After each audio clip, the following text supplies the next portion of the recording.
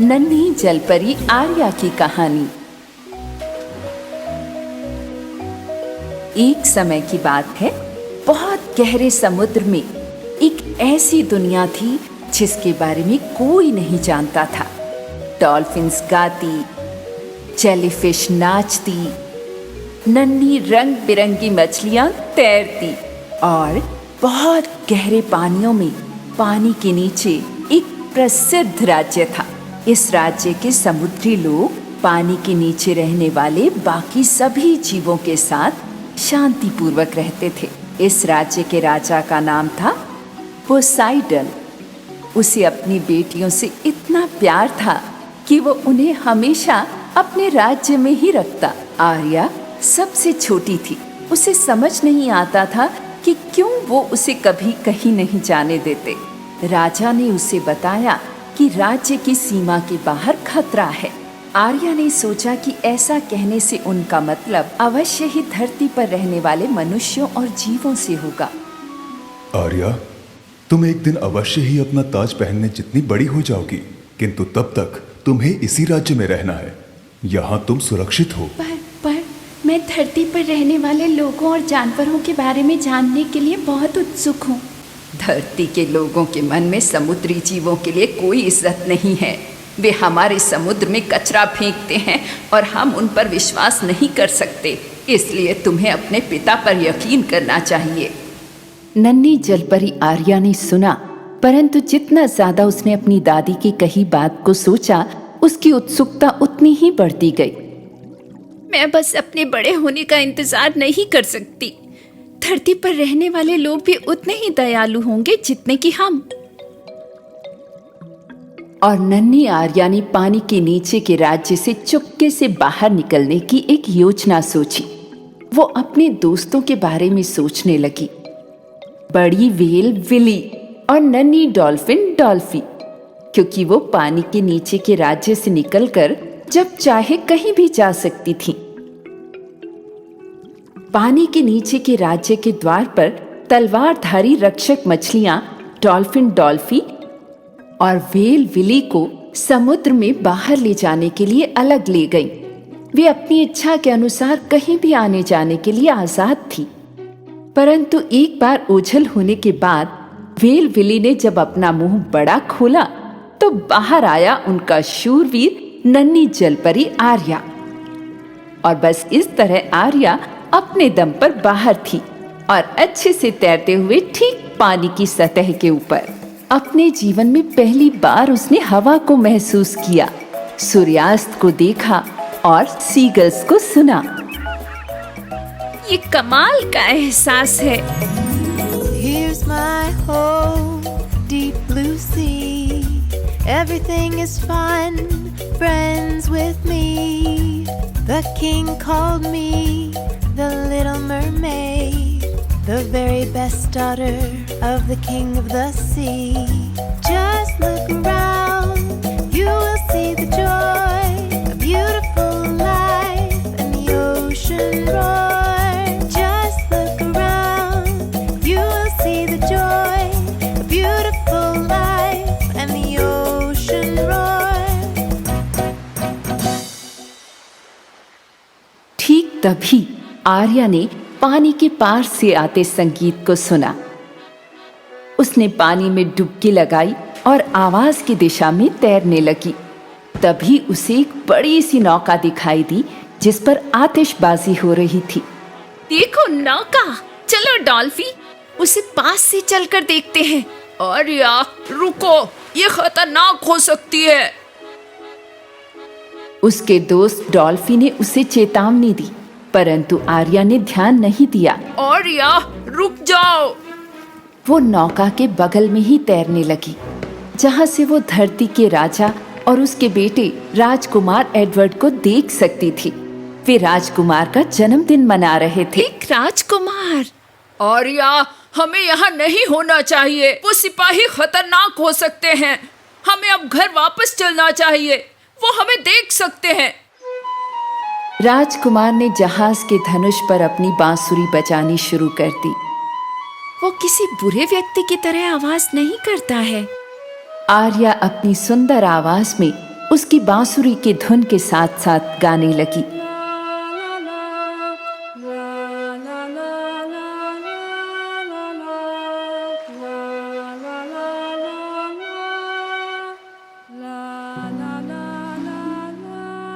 राजकुमार ने उसकी आवाज सुनी और हैरान होकर चारों तरफ देखा। ये इतनी सुंदर आवाज किसकी है? सावधान रहो आर्या, वो तुम्हें ढूंढने जा रहे हैं। दूर, बहुत दूर, राजा पोसाइडन की दुष्ट बहन समुद्री चुड़ैल वेगा राजा पोसाइडन के महल में रहती थी। किंतु बुरे काम करने के कारण पानी के नीचे के सुंदर राज्य से उसे भगा दिया गया था। आखिरकार वो दिन आ गया है। राजा पोसाइडन की बेटी और एक इंसान। मैंने कहा बिजली, तूफान और गर्जना के साथ भेजो, लहरों को भेजो नौका को पलटने के लिए, ताकि राजकुमार डूब जाए।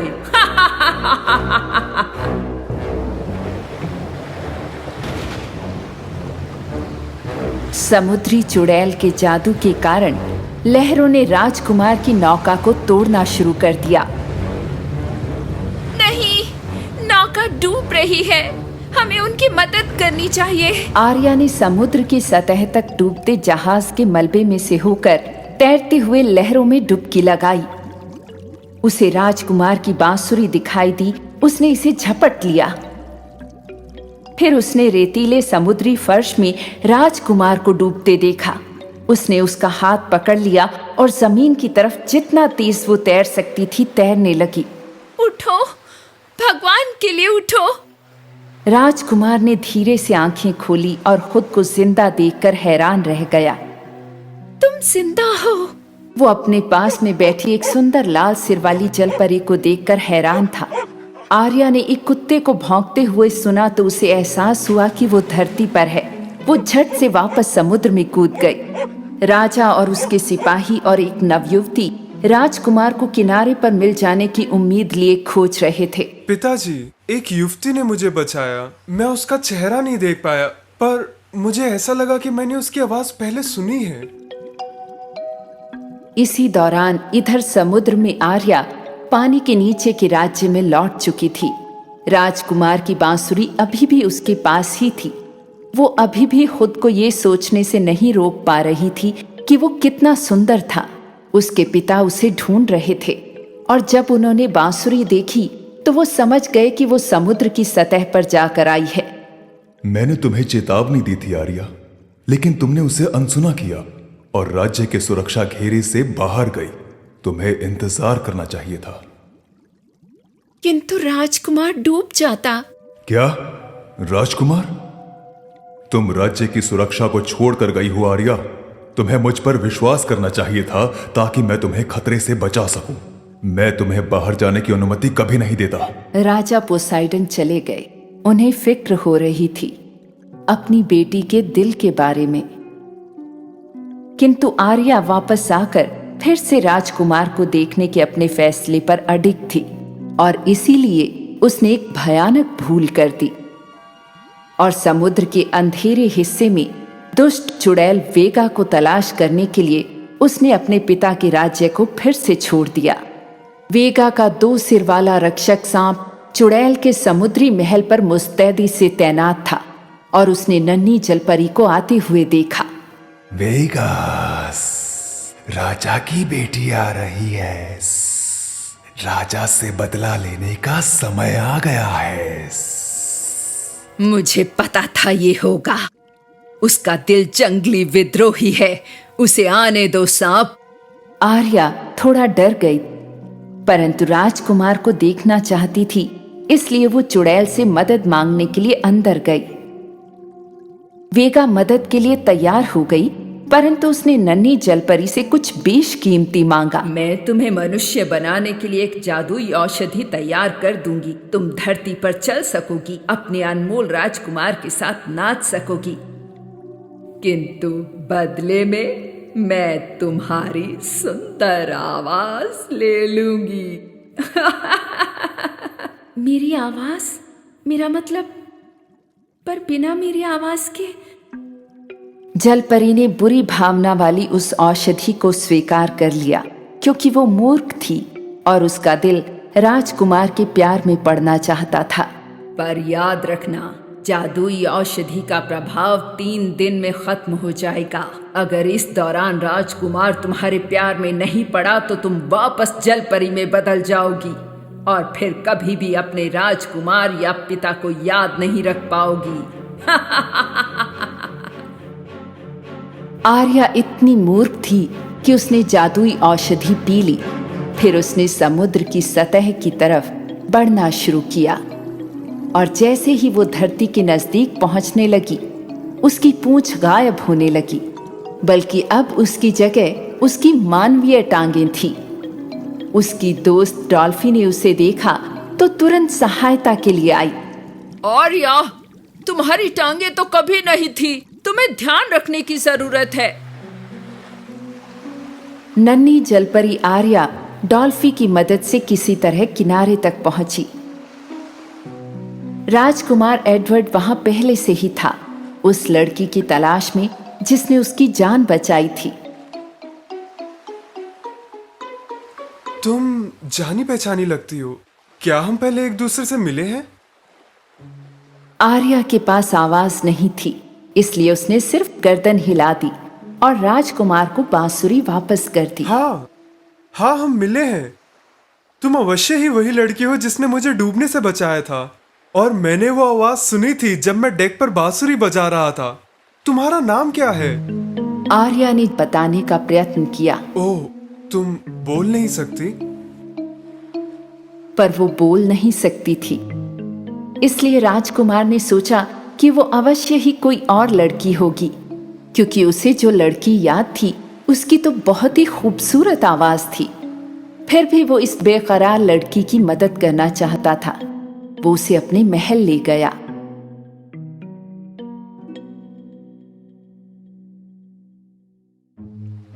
धरती के राज्य के महल में राजकुमार का पिता एक अन्य युवती के साथ अपने पुत्र के विवाह की तैयारियां कर रहा था। आर्या ने दूर से देखा और उदास हो गई कि वो राजकुमार से विवाह नहीं कर सकती। दिन बीते पर वो राजकुमार से बात नहीं कर पाई। आर्या जानती थी कि औषधि का असर जल्द ही खत्म हो जाएगा और वो जल्द ही अपनी सारी यादें खो देगी।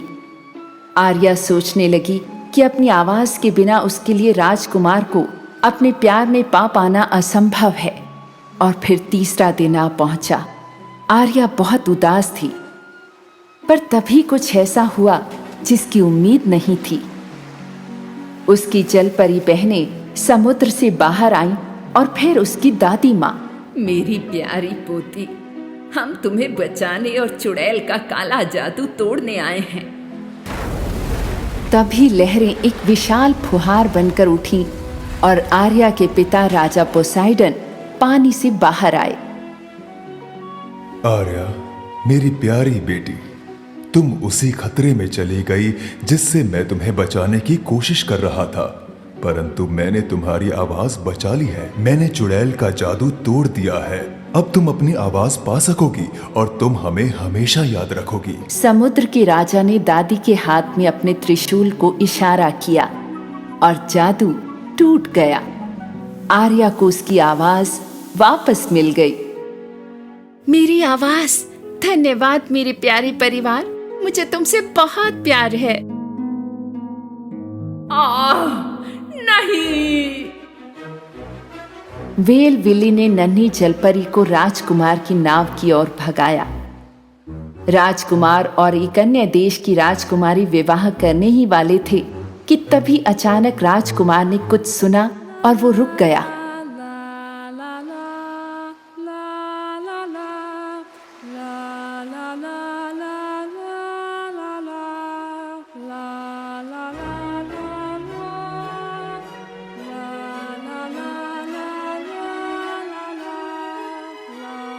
एक बार फिर से ये आर्या की सुंदर आवाज थी।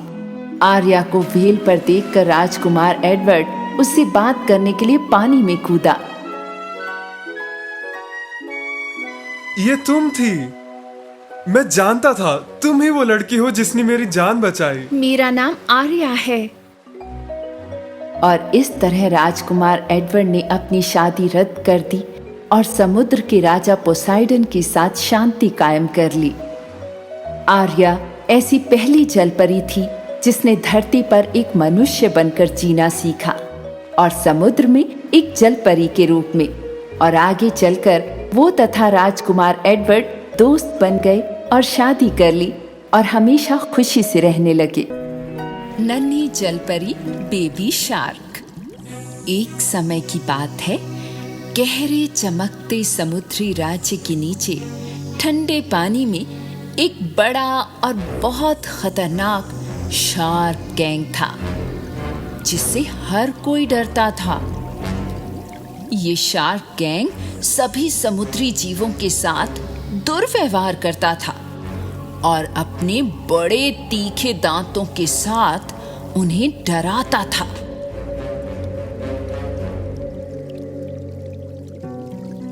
सबसे छोटे शार्क को सब बेबी शार्क बुलाते थे। उसे नाचना गाना बहुत पसंद था।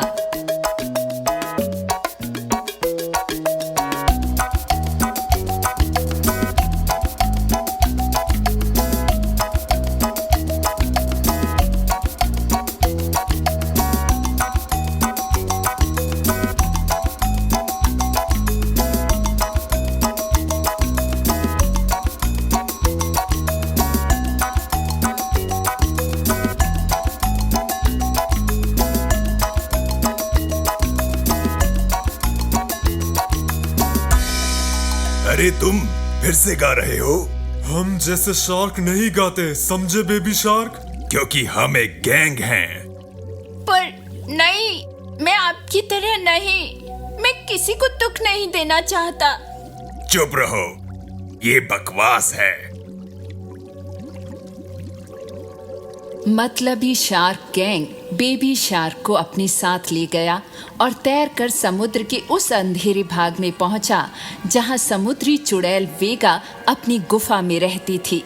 गुफा के प्रवेश द्वार पर सांप पहरे पर तैनात था, किंतु वो अपने दोहरे सिर के साथ समुद्री घास की आइसक्रीम खाने की कोशिश में व्यस्त था। मजा आ गया। अब मेरा आराम करना तो बनता है। यहाँ तक कि सांप ने शार्क को अपने ठीक पीछे तैरते हुए भी नहीं देखा। बेबी शार्क ना चाहते हुए भी अपने मतलबी भाइयों के पीछे चलता रहा और समुद्री चुड़ैल वेगा का भयानक चेहरा देखा। तो तुम आ ही गए। इन समुद्रों में सबसे ज्यादा विश्वास मुझे तुम पर है, बूझो क्यों? क्योंकि हम पूरे सागर में शार्क के सबसे बड़े, खतरनाक और भयानक गैंग हैं। बिल्कुल सही। मैं भूखी हूँ। जाओ मेरे लिए छोटी प्यारी डॉल्फिन लाओ और मेरी भूख मिटाओ।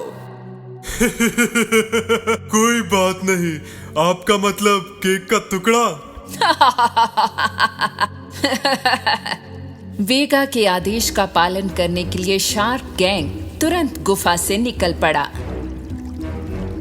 वो इतना तेजी से तैर रहे थे कि बेबी शार्क के लिए उनके साथ कदम मिलाना मुश्किल हो रहा था। यहाँ तक कि कभी कभी वो अपने बड़े भाइयों की पंखों के बीच पिस भी जाता था।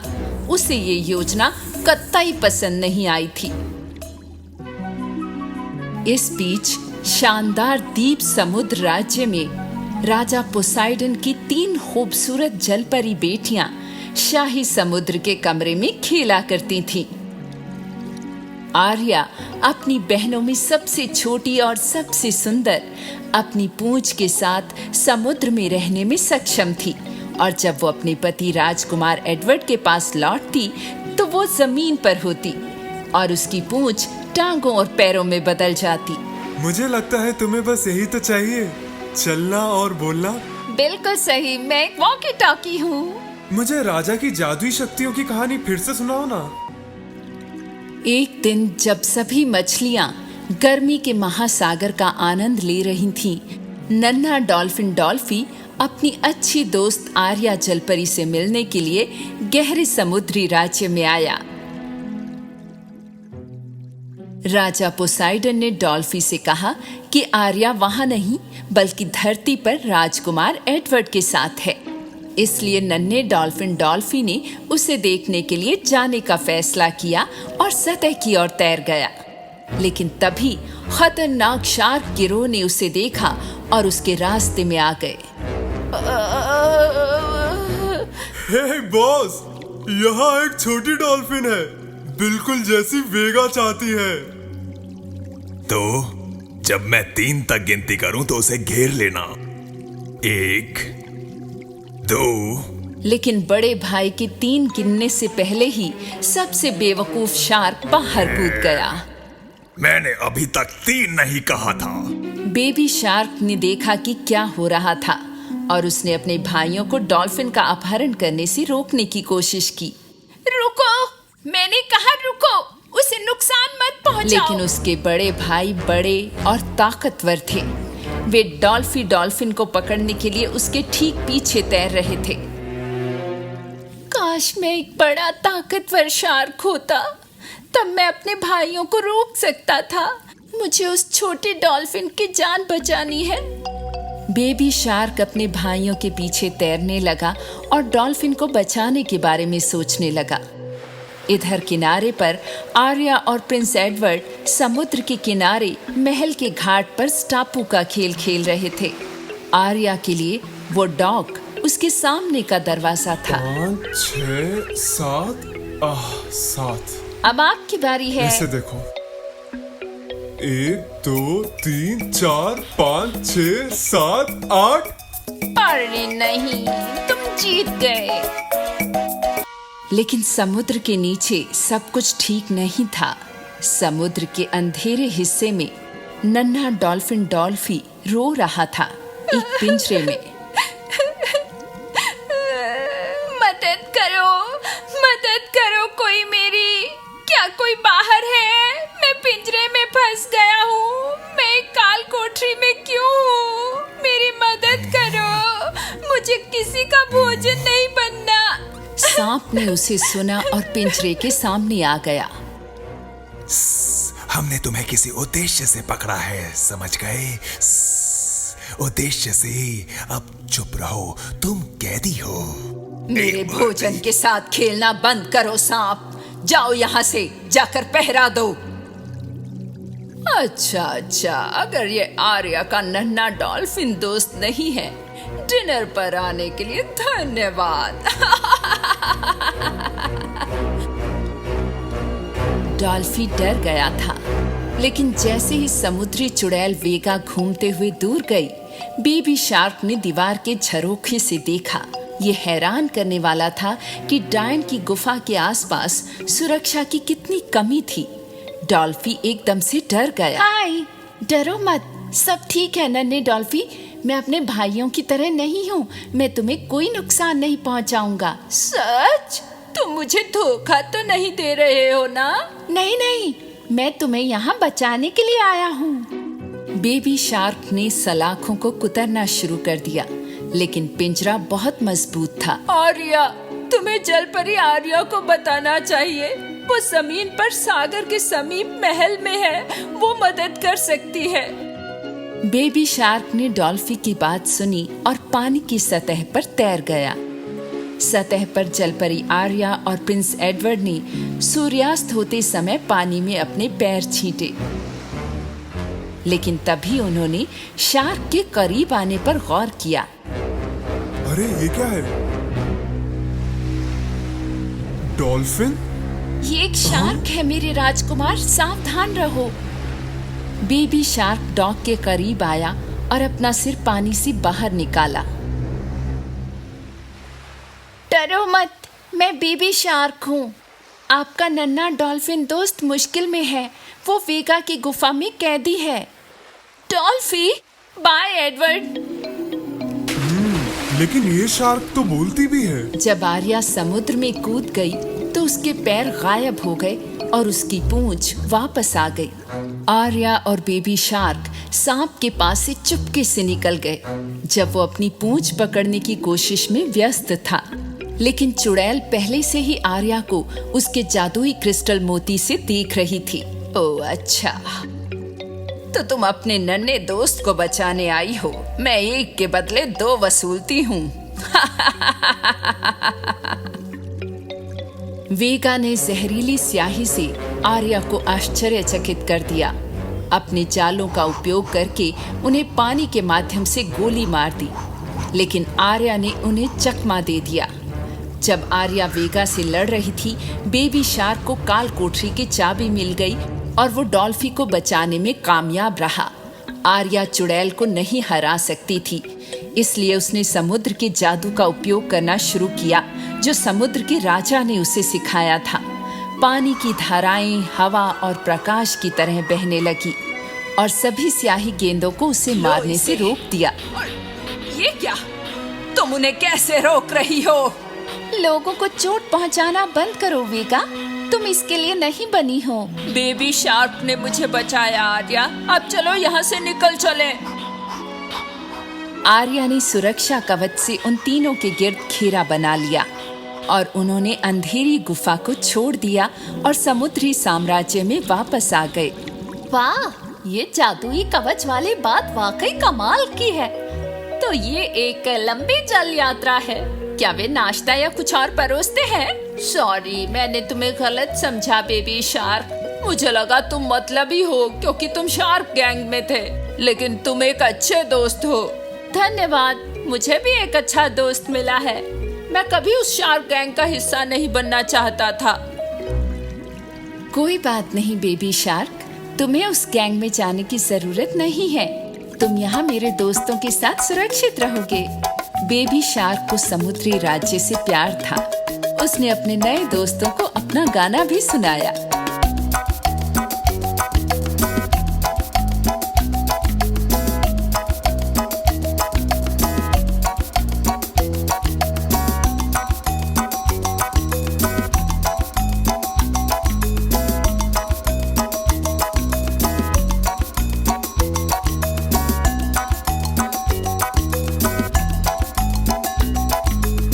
समुद्री चुड़ैल वेगा फिर से भूखी हो गई थी, क्योंकि वो एक स्वार्थी दुष्ट चुड़ैल थी। नन्ही जलपरी, गहरा नीला समुद्र। एक बार समुद्र के किनारे एक विशाल महल था। वहां प्रिंस एडवर्ड और उनकी पत्नी खुशी से रहते थे। उसका नाम आर्या था और वो एक जलपरी थी। समुद्र में बहुत गहरे अंधेरी गुफा में एक और महल था, लेकिन ये एक दुष्ट महल था। समुद्री राजा की दुष्ट बहन समुद्री राज्य को नष्ट करने और अपने भाई की गद्दी को पाने के लिए योजनाएं और साजिशें रचती वहां रहा करती थी। एक दिन दुष्ट समुद्री चुड़ैल वेगा अपने खास सांप के साथ समुद्र तल पर तैर रही थी और उसने रेत में बैंगनी रंग के फ्रेम के साथ एक दर्पण देखा। एक जादू का दर्पण यहाँ महासागर के तल में? मुझे आश्चर्य है, ये कहाँ से आया?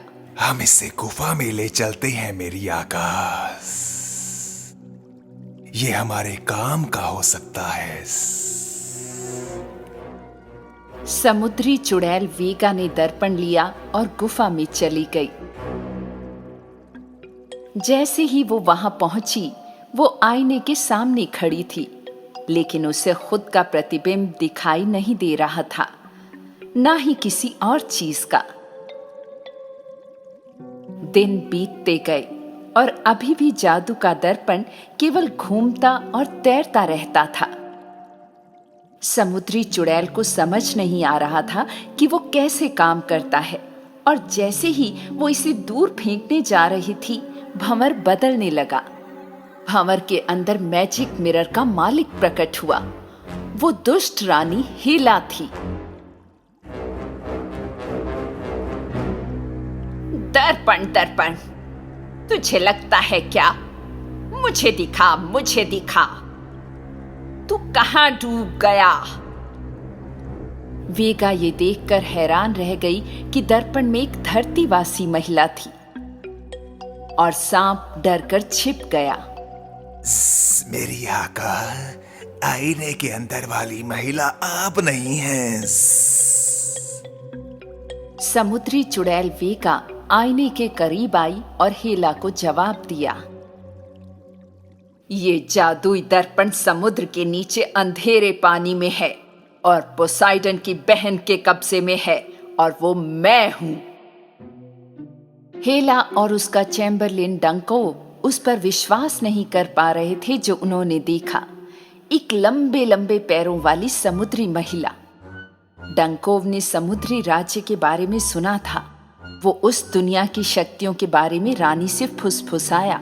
हेला को समुद्र से नई शक्तियां प्राप्त करने में बहुत दिलचस्पी थी, इसलिए उसने समुद्री चुड़ैल को एक प्रस्ताव दिया। ठीक है लैंडविच सैंडविच, यदि मैं तुम्हें एक सौदा दूं तो कैसा रहेगा? तुम बुरे दिल की रानी, यदि तुम एक समस्या से निकलने में मेरी मदद करोगी तो मैं तुम्हें जादुई मंत्रों की पुस्तक दूंगी। और समुद्री चुड़ैल वेगा ने जलपरी आर्या और प्रिंस एडवर्ड के बारे में दुष्ट हेला को सब कुछ बता दिया। उसने कहा कि अगर वो राजकुमार को बंदी बना ले तो वो हमेशा के लिए गहरे समुद्री राज्य पर कब्जा कर सकती थी। 3 दिन बाद राजकुमार एडवर्ड ने अपने पिता के जहाज पर समुद्री यात्रा की तैयारी शुरू की। हमेशा की तरह वो जहाज के धनुष पर चढ़ गया और बादलों को देखकर मौसम की जांच करने लगा। आकाश साफ है, मौसम सुहाना है और बादल अधिक है। यात्रा के लिए सब कुछ सही है। इसके बाद प्रिंस एडवर्ड रेलिंग पर झुककर देखने जा रहा था कि क्या पानी शांत था, लेकिन राजकुमार का कुत्ता भौंकता हुआ उसके पास भागा। कुत्ते ने उसे जमीन की ओर खींचने की कोशिश की। ओह, क्या हो गया मेरे दोस्त? क्या कोई खतरे की बात है?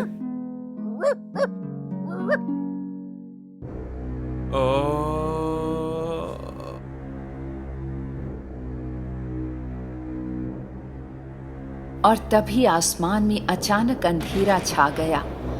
बादलों ने एक साथ आकर सूरज की रोशनी को रोक दिया। क्षितिज पर बड़ी बड़ी लहरें दिखाई देने लगी। रानी हेला अपने क्रिस्टल बॉल की सहायता से राजकुमार के जहाज के चारों ओर बादलों और हवाओं को नियंत्रित कर रही थी और समुद्री चुड़ैल वेगा उसके क्रिस्टल मोती के माध्यम से विशाल लहरें पैदा कर रही थी।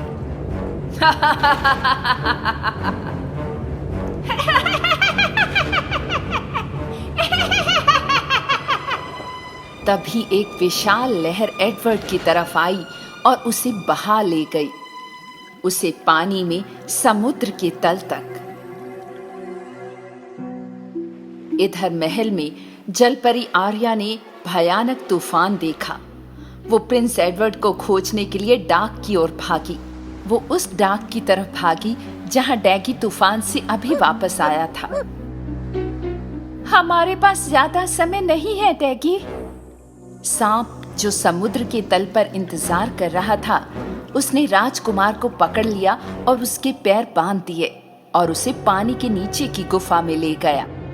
जलपरी आर्या ने अपनी सारी हिम्मत जुटाई और समुद्र में घाट से डुबकी लगाई, लेकिन वेगा ने उसे अपने क्रिस्टल मोती के जरिए देख लिया और अचानक ऊपर के पानी को बर्फ में बदल दिया।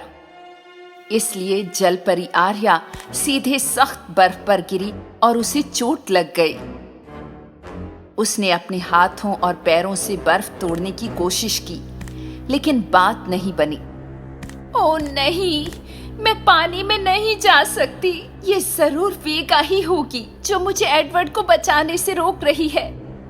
ऐसे समय उसका छोटा दोस्त डॉल्फिन डॉल्फी, जिसने महसूस किया कि आर्या समुद्र में गोता नहीं लगा सकती है, उसके पास आया और उसने अपनी नाक से बर्फ तोड़ने की कोशिश की, लेकिन ये बहुत सख्त थी। तब सीगल रिंगो मदद करने के लिए आया। उसने अपनी चोंच से बर्फ तोड़ने की कोशिश की, लेकिन वो भी असफल रहा। समय बीतता जा रहा था। राजकुमार एडवर्ड को समुद्री चुड़ैल की गुफा में कैद किया गया था और वो अपनी सांस को ज्यादा देर तक नहीं रोक सकता था। वेगा समुद्री चुड़ैल काले दर्पण के सामने खड़ी थी। समुद्र के काले दर्पण, उस लैंडविच सैंडविच रानी हेला को मुझे दिखा। मैंने वही किया जो तुम चाहती थी, लंबे पैरों वाली। अब तुम्हें मुझे बदले में जादुई मंत्रों की पुस्तक देनी होगी। समुद्री चुड़ैल ने औषधि की अलमारी से जादुई मंत्रों की पुस्तक ली और इसे दर्पण के अंदर के भंवर के माध्यम से दर्पण में फेंक दिया।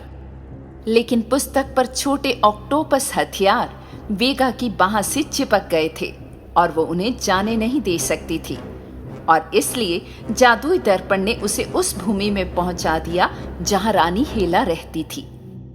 नहीं नहीं, ये नहीं हो सकता। मैं यहाँ कैसे आई? मुझे अपनी गुफा में वापस जाना है। जब समुद्री चुड़ैल जमीन पर इधर उधर गिरी हुई थी तो नन्ही डॉल्फिन डॉल्फी मदद के लिए गई थी। उसने बर्फ को तोड़ने में मदद के लिए गहरे समुद्री राज्य में रहने वाली विशाल व्हेल विली से पूछा मदद के लिए। विशाल व्हेल विली और नन्हा डॉल्फिन डॉल्फी पानी की सतह की ओर तैरने लगते हैं। आर्या, जिसने महसूस किया कि विली क्या कर रही थी, वो बहुत खुश थी। बड़ी व्हेल ऊपर की ओर तैरने लगी और अपनी मजबूत नाक के साथ सतह पर बर्फ तोड़ने में कामयाब रही। जलपरी आर्या तुरंत पानी में कूद गई और दुष्ट वेगा की पानी के नीचे की गुफा की ओर तैरने लगी। जैसे ही आर्या ने पानी में प्रवेश किया, उसके पैर एक जलपरी की पूंछ में बदल गए। उसके साथ ही डॉल्फी और विली भी उसके साथ तैरे और समुद्री चुड़ैल वेगा की गुफा में पहुंच गए। गुफा के प्रवेश द्वार पर 2 सिर वाला प्रहरी सांप खड़ा था। उन्हें आते देख उसने चुड़ैल को बुलाया, क्योंकि वो समझ रहा था कि वो गुफा में है। मेरी आकाश, वे आ गए हैं, वे आ गए हैं। आप कहाँ हैं? कुछ कीजिए। बड़ी व्हेल विली का सांपों से बहुत वास्ता पड़ा था, इसलिए उसने उसे अपने विशाल मुंह में फंसा लिया। नहीं, मुझे व्हेल की सांस से नफरत है और यहाँ अंधेरा भी है। मुझे बचाओ। डॉल्फी, जल्दी करो, सभी कमरों को देखो। मैं प्रिंस को ढूंढने बोन डंजन जा रही हूँ। जब जलपरी आर्या बोन डंजन में पहुंची तो उसने राजकुमार को फर्श पर बेहोश देखा।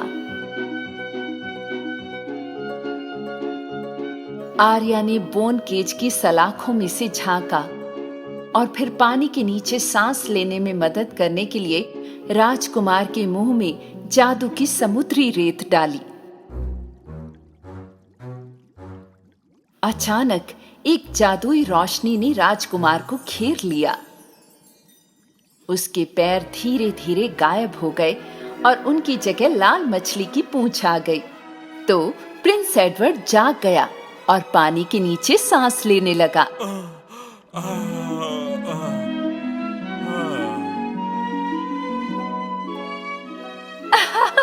तुम जिंदा हो।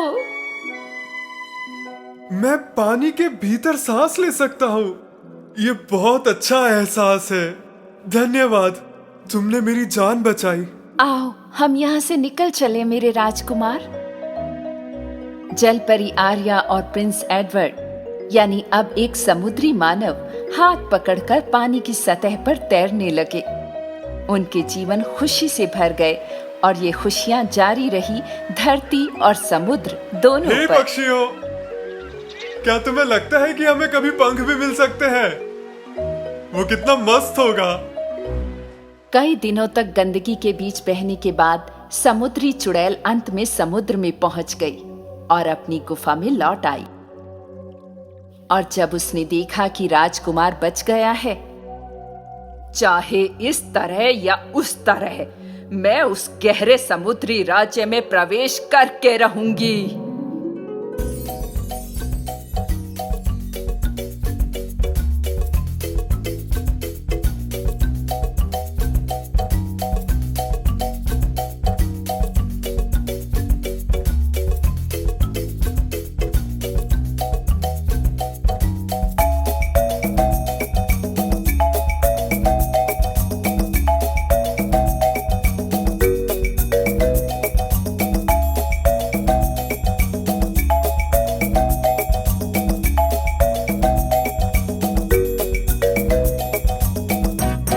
नन्ही जलपरी राजा को बचाने के लिए। एक बार प्रिंस एडवर्ड और जलपरी राजकुमारी आर्या एक साथ एक जहाज पर हवा जितनी तेज और लहरों से भी ऊंचे नौका चला रहे थे।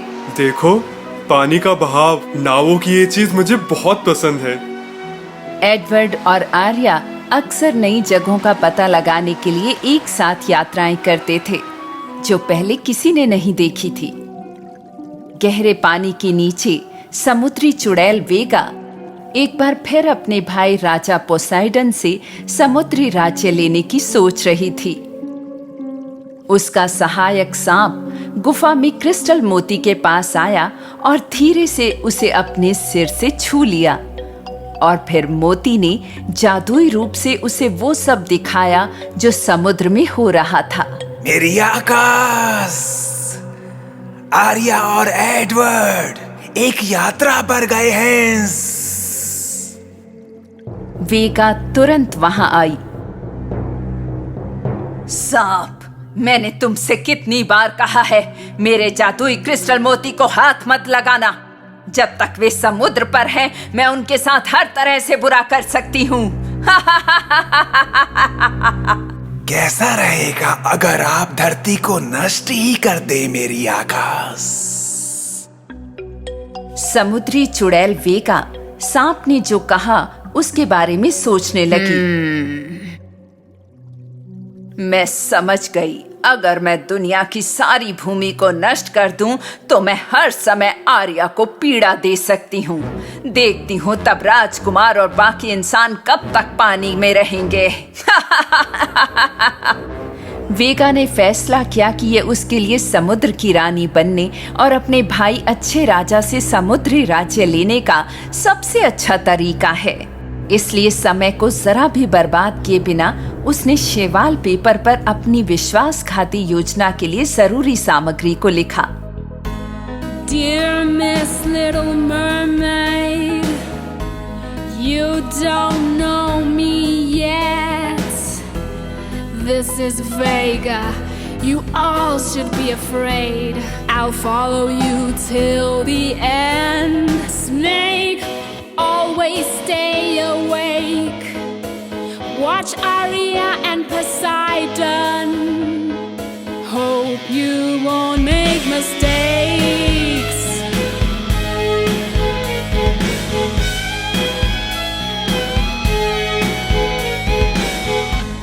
I'm writing down my plans to destroy all the bands. One day I will have my freedom. Live in deep blue sea kingdom. Snake, be by my side. I will show you in detail how we go inside.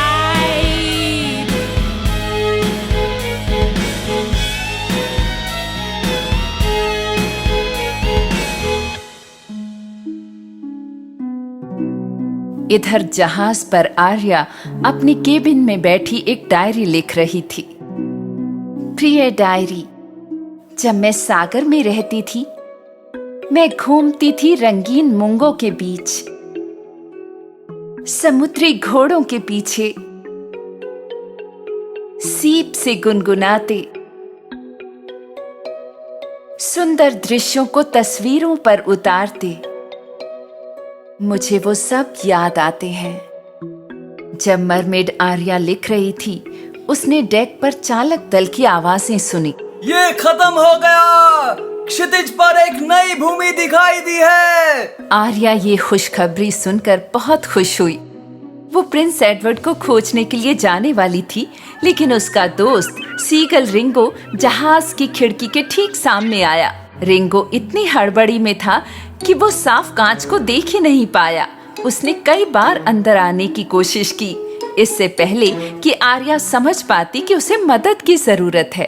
Ringo, स्वागत है। तुम इतने परेशान दिख रहे हो, कुछ गड़बड़ है? मेरी राजकुमारी प्यारी आर्या, तुम्हारे पिता, भूमि, पृथ्वी, ये सभी जल्दी नष्ट हो जाएंगे। इस बात का क्या मतलब है रिंगो? भूमि कैसे नष्ट हो सकती है? रिंगो और जलपरी आर्या तेजी से जहाज के डेक तक गए। रिंगो दिशा बताने के लिए कौवे के घोंसले तक गया और फिर आर्या को बताया कि उसके पिता राजा पोसाइडन को कैदी बना लिया गया है और ये कि पृथ्वी पर सभी धरती एक समय में एक जगह गायब होने लगी है। यदि तुमने कुछ नहीं किया आर्या, तो ये जहाज जल्द ही गायब हो जाएगा। धरती पर रहने वाले सभी जीव नष्ट हो जाएंगे। नहीं, ये बहुत दर्द भरी भयानक बात होगी। तभी आर्या ने देखा कि वेगा का सांप पानी में था, जो चुपके से जहाज को देख रहा था। ये सब समुद्री चुड़ैल वेगा के कारण हो रहा होगा। मुझे पता है ये वही है। मुझे उसे रोकने की कोशिश करने के लिए समुद्र में वापस जाना चाहिए मेरे राजकुमार। प्रिंस एडवर्ड ने देखा कि पास की जमीनें धीरे धीरे गायब हो रही थीं। वो नहीं चाहता था कि आर्या जाए, लेकिन उसे अपने चालक दल के साथ जहाज पर रहना था, सो उसने उसे अपने बिना जाने दिया। मैं तुम्हें अकेले नहीं जाने देना चाहता आर्या, लेकिन तुम्हें जाना होगा हमें बचाने के लिए। जलपरी आर्या डेक की तरफ बढ़ी और उसने अपने समुद्री मित्रों के लिए सीटी बजाई। उसके छोटे डॉल्फिन दोस्त ने समुद्र की गहराई में सीटी सुनी और उसे खोजने के लिए सतह तक तैर कर आया। जैसे ही आर्या ने डॉल्फिन को आते हुए देखा, उसने पानी में डुबकी लगाई। जैसे जैसे वो गहरे और गहरे पानी में तैरने लगी, उसके पैर जादुई रूप से फिर से जलपरी की पूंछ में बदल गए। डॉल्फिन, हम वेगा की गुफा में जा रहे हैं। आर्या और डॉल्फिन तैरने लगे। दुष्ट चुड़ैल पहले से ही अपनी गुफा में थी, जहां उसने अपने दयालु भाई को कैद किया हुआ था और अपनी बुराई की योजना की डींगे मार रही थी। अगर तुम मुझे समुद्री राज्य नहीं दोगे, तो तुम्हारी अनमोल बेटी आर्या और उसके सभी मानव मित्र महासागरों में नष्ट हो जाएंगे। लेकिन तभी आर्या और डॉल्फिन वेगा की गुफा में पहुंच गए। डॉल्फिन घबरा गया, लेकिन उसने सांप को पकड़ने की पूरी कोशिश की, जो सामने के दरवाजे पर पहरा दे रहा था। हाय, मैं अपना रास्ता भटक गया हूँ। मुझे समझ नहीं आ रहा कि मैं यहाँ से महासागर मनोरंजन पार्क तक कैसे जाऊँ। मनोरंजन पार्क? क्या यहाँ कोई मनोरंजन पार्क है? ये कहाँ है? क्योंकि हम जाना चाहते हैं। ओह हाँ, बेशक, और ये बहुत मजेदार जगह है। जैसे ही डॉल्फिन ने सांप का ध्यान भटकाया, आर्या चुपके से दाखिल हो गई। उसने अपने पिता को बंधे हुए देखा। फिर उसने अपने पिता का जादुई त्रिशूल और चुड़ैल का बड़ी जड़ी बूटियों वाला कैबिनेट देखा। आर्या अपने पिता की मदद करने के लिए बढ़ी। चलो भाई, मुझे अपना मुकुट दे दो और अपना समुद्री राज्य मेरे हवाले कर दो। आर्या ने अपने पिता की छड़ी पकड़ी और वेगा के पीछे चली गई। हिलना नहीं वेगा। तुम यहाँ कैसे आई? जब आर्या ने चुड़ैल पर छड़ी लहराई, तो छड़ी से बिजली निकली और वेगा को पकड़ लिया।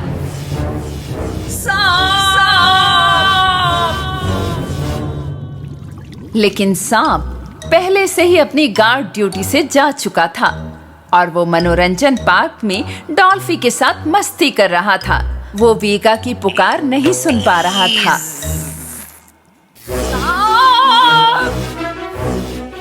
आर्या ने अपने पिता को बचाया और उन्हें उनका त्रिशूल वापस दे दिया। आर्या और राजा पोसाइडन गुफा से तुरंत निकल गए। राजा पोसाइडन अपनी छड़ी से गुफा को बंद करने ही वाले थे। पिताजी, रुकिए, हम जादू को तोड़े बिना यहाँ से नहीं जा सकते। जलपरी जल्दी से अंदर गई और मोती के अधीन जमीन को नष्ट करने वाले मंत्र को तोड़ने की सामग्री को एक एक करके इकट्ठा किया। फिर उसने समुद्र के सीप को लिया, जिसमें जादुई धूल थी। रुको, उसे मत लो। उसे छोड़ दो। नहीं। हालांकि वो बिजली से बंधी हुई थी, वेगा ने अपनी सारी शक्ति के साथ जहरीली स्याही जलपरी पर फेंक दी, लेकिन जलपरी जल्दी से वापस अपने पिता के पीछे चली गई। और जब आर्या गुफा से बाहर आई तो राजा ने गुफा को विशाल पत्थरों से सील कर दिया। आर्या सतह की तरफ जितना तेजी से तैर सकती थी तैरी, ये देखने के लिए कि जादू टूटा है या नहीं। प्रिंस एडवर्ड और उनका चालक दल दूर की जमीनों को फिर से देखकर बहुत खुश थे। देखो, जमीन फिर से दिखने लगी है।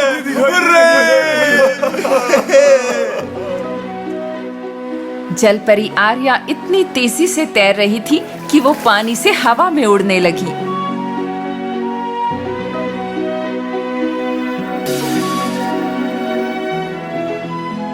और फिर अपने पैरों के साथ डेक पर उतरी। वो प्रिंस एडवर्ड के पास गई। मेरी राजकुमारी, तुमने एक कर दिखाया। तुमने सभी मनुष्य और भूमि के जानवरों की जान बचाई। रिंगो, जो दूर की जमीन से उड़ान भरकर आया था, जहाज पर उतरा और आर्या को धन्यवाद दिया। अब सब कुछ सामान्य हो गया है राजकुमारी। सभी राज्य और भूमि बहाल हो रहे हैं। आर्या ये सुनकर सचमुच बहुत खुश हुई और वो और राजकुमार खुशी से हंसने लगे। इधर वेगा के सहायक सांप को एहसास हुआ कि वो मनोरंजन पार्क में अकेला था। वो डर कर चुड़ैल के पास गया। उसने देखा कि गुफा का प्रवेश द्वार बंद था। मेरी आकाश, क्या आपको पता है कि पानी में एक मनोरंजन पार्क है? अपना मुंह बंद रखो सांप। इधर राजकुमार के जहाज पर जलपरी ने राजकुमार एडवर्ड को मैजिक सी सैंड के साथ मैजिक सी शेल दिया। एडवर्ड, अब कुछ भी होने से कोई फर्क नहीं पड़ता। आप इस रेत का इस्तेमाल करके कभी भी एक समुद्री मानव बन सकते हैं। सभी लोग खुश थे कि उनकी धरती बहाल हो गई और राजकुमार और राजकुमारी नई भूमि की तलाश में रंगीन इंद्रधनुष के नीचे सुंदर समुद्र में चले गए।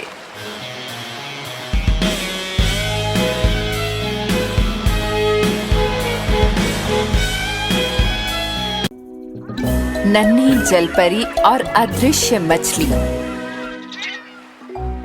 एक जमाने में महासागरों की दुनिया की सबसे खूबसूरत जलपरी आर्या और उसके प्रिय राजकुमार एडवर्ड एक क्रूज जहाज पर सवार हुए और दूर समुद्र के लिए रवाना हुए। उनकी यात्रा इतनी प्यारी थी कि सुबह की सूरज की सुंदरता ने सभी को मोहित कर लिया। मेरे राजकुमार, मैं अपना बाकी का जीवन तुम्हारे साथ यूं ही यात्रा करते हुए गुजार सकती हूँ। एडवर्ड और आर्या ने अपने देखे हुए हर एक द्वीप से मौसमी फल चुने। अनानास, आम, नारियल, पपीता, रसबेरी, केला, नींबू और बहुत कुछ। 7 समंदर के दर्जनों सबसे स्वादिष्ट फल। जब वे अपने महल में लौटे तो वे इन फलों को अपने राज्य के लोगों को भेंट करने जा रहे थे। एक दिन जब राजकुमार और नन्ही जलपरी आर्या समुद्र को देख रहे थे तो उन्होंने ध्यान दिया कि पानी में कोई समुद्री जीव नहीं था। मेरी राजकुमारी, हमने कुछ दिनों से समुद्र में कोई मछली नहीं देखी। ऐसा क्यों? हाँ, मैंने भी देखा। मेरी दोस्त डॉल्फी कुछ दिनों से नजर नहीं आ रही। पानी के नीचे की दुनिया के बारे में चिंतित नन्ही जलपरी ने फैसला किया कि वो पानी के नीचे के राज्य में जांच करने जाएगी और अपने परिवार और दोस्तों से मिलेगी। प्रिंस एडवर्ड उसे जहाज के सिरे पर ले गए। आर्या चिंतित हो गई। मेरे राजकुमार, अगर मैं सूर्यास्त तक वापस नहीं आई तो समझ लेना कि पानी के भीतर कुछ गड़बड़ है। नन्ही जलपरी आर्या जहाज के अंत तक चली और समुद्र में चली गई।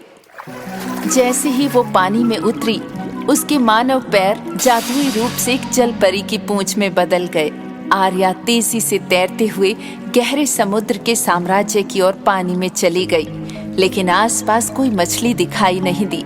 समुद्र बहुत शांत, ठहरा हुआ और खाली महसूस हुआ। उसने अपने मित्रों को आवाज लगाई, डॉल्फी, विली, केकड़े, कहाँ हो तुम सब लोग? लेकिन किसी ने जवाब नहीं दिया। आर्या को रेत और पानी की आवाज के अलावा और कुछ सुनाई नहीं दिया। शानदार गहरा समुद्री राज्य और पूरा झिलमिलाता नीला समुद्र शांत और खाली लग रहा था। नन्ही जलपरी आर्या रेत में एक सीशेल की ओर तैर गई। सीशेल ने एक डायरी की तरह पानी के भीतर की दुनिया में हर आवाज और हर लहर को जादुई रूप से रिकॉर्ड किया हुआ था। आर्या ने अपने कान में सीप को रखा और जो कुछ हुआ था सुनने लगी। हमारे पानी के नीचे के घर में ये एक खिला हुआ और मजेदार दिन था। रंगीन मछलियाँ, डॉल्फिन और जेलीफिश मस्ती और मजे कर रहे थे। जैसे ही सूरज की रोशनी समुद्र के तल पर पानी के माध्यम से छनती गई, दुष्ट चुड़ैल वेगा और उसका सहायक सांप आ गया। मैंने सुना कि वे राज्य के खजाने को चुराने की योजना बना रहे थे ताकि वेगा अपना राज्य स्थापित कर सके, किंग पोसाइडन और उनके परिवार से दूर। फिर वेगा और उसका सांप शार्क गिरोह से मिले और गायब हो गए। मैंने जो भी कुछ सुना उसे राजा को बताने के लिए मैं रेत में आगे बढ़ने लगा, लेकिन मैंने जो देखा उससे मैं दंग रह गया। एक बहुत बड़ा मछली पकड़ने का जाल, वो धीरे धीरे पानी के नीचे उतर रहा था। मैं बहुत डर गया था, इसलिए मैंने तुरंत खुद को छुपा लिया। आर्या जो सुन रही थी उस पर उसे विश्वास नहीं हो रहा था। उसने सीप को वहीं छोड़ दिया और तुरंत मछली को पकड़ने के जाल की तलाश में चली गई। थोड़ा तैरने के बाद उसे समुद्री जानवरों से भरा एक विशाल मछली पकड़ने का जाल मिला और उसकी सबसे अच्छी दोस्त डॉल्फी उसमें थी। ओह डॉल्फी, मैंने आखिरकार तुम्हें ढूंढ लिया। आर्या, जल्दी करो, हमें अभी बचाओ। इस तरह के 2 और बड़ी मछली पकड़ने के जाल हैं। जब मछली परी उन्हें बचाने की योजना बना रही थी, प्रिंस एडवर्ड अपने जहाज पर उनके जवाब की प्रतीक्षा कर रहे थे। उसे गए हुए काफी वक्त हो गया था, इसलिए प्रिंस एडवर्ड चिंतित थे। उन्होंने जादू की समुद्री धूल को बाहर निकाला और निगल लिया और फिर पानी में कूद गए। जैसे ही राजकुमार पानी में गया, राजकुमार के मानव पैर पूंछ में बदल गए और वो आर्या को खोजने के लिए पूरी ताकत से तैरने लगा। इस बीच नन्ही जलपरी मछली पकड़ने के 3 बड़े जालों को एक साथ लाने के लिए संघर्ष कर रही थी और उसने देखा कि वेगा और सांप इन मछली पकड़ने के जाल में से एक में थे। वेगा, सांप, तुम लोग इन जालों में कैसे फंस गए? विश्वास नहीं होता मुझे। तुम पानी के भीतर क्या कर रही हो? मुझे तो लगा था कि तुम इंसान बन चुकी हो। मैं अपने मछली दोस्तों को कभी नहीं छोड़ूंगी। मैं तुम्हें बचाने आई हूँ। हमें बचाने के लिए? तुम? उसने कहा कि वो हमें बचाएगी मेरी आका। उसने ऐसा कहा? तुमने नहीं सुना सांप? आपकी सारी बाहें जाल में फंस गई हैं वेगा। आप मदद के बिना नहीं निकल पाएंगी। ऐसा तुम सोचती हो। दुष्ट समुद्री चुड़ैल को घमंड था। उसने बिना किसी मदद के मुक्त होने की कोशिश की, लेकिन वो सफल नहीं हुई। सांप, मेरी मदद करो। मेरा चौथा हाथ जल्दी खींचो। मेरी आका। अपने दोनों सिरों का प्रयोग कर मूर्ख। मैं ये नहीं कर सकता मेरी आका। वेगा, रुको, आप इसे और भी खराब कर रही हैं। जब जलपरी ने वेगा को चेतावनी देने की कोशिश की तो मछुआरों ने ऊपर से एक और जाल फेंका और दुर्भाग्य से जलपरी भी इस जाल में फंस गई। मैं फंस गई। नहीं, मुझे और जाल देखने चाहिए थे। ओ नहीं। हिलो मत आर्या, तुम और अधिक फंसने वाली हो। मैं तेरे सामने यहाँ से निकल जाऊंगी और सारे राज्य का नाश करूंगी। जब जलपरी आर्या जाल में संघर्ष कर रही थी, प्रिंस एडवर्ड आ गए। एडवर्ड, एडवर्ड, हम यहाँ हैं।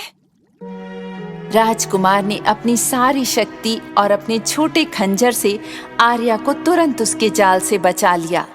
हमें तुरंत समुद्री डाकुओं को रोकना होगा राजकुमारी। चलो जल्दी करो, नहीं तो वो और जाल फेंक देंगे। इंतजार करो, हम तुम्हें बचा लेंगे। जलपरी ने जाल की रस्सी का पीछा किया और इतनी जल्दी तैर गई कि प्रिंस एडवर्ड को उसे पकड़ने में मुश्किल हुई। वे जानते थे कि उन्हें समुद्री डाकू मछुआरों को जल्दी से रोकने की जरूरत है, इससे पहले कि वे और जाल फेंकें। आर्या पानी की सतह पर आई और मछुआरों पर चिल्लाई, हे समुद्री डाकू मछुआरे, आप समुद्र में जाल नहीं फेंक सकते। नीचे हजारों समुद्री जीव रहते हैं, आपको उन्हें नुकसान नहीं पहुंचाना चाहिए। समुद्री डाकू मछुआरों ने आर्या को नजरअंदाज किया और एक और जाल समुद्र में फेंकने की कोशिश की।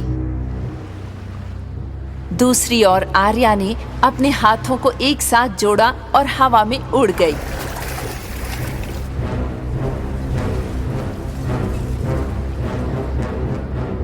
समुद्री लुटेरों ने जब जलपरी को देखा तो वे डर गए और हैरान रह गए। समुद्र पर आर्या की जादुई शक्ति ने विशाल लहरें और तेज हवाएं बनाई और समुद्री डाकू मछुआरों के जहाज को उनके जाल और पानी के नीचे के साम्राज्य से बहुत दूर भेज दिया। दूर, बहुत दूर।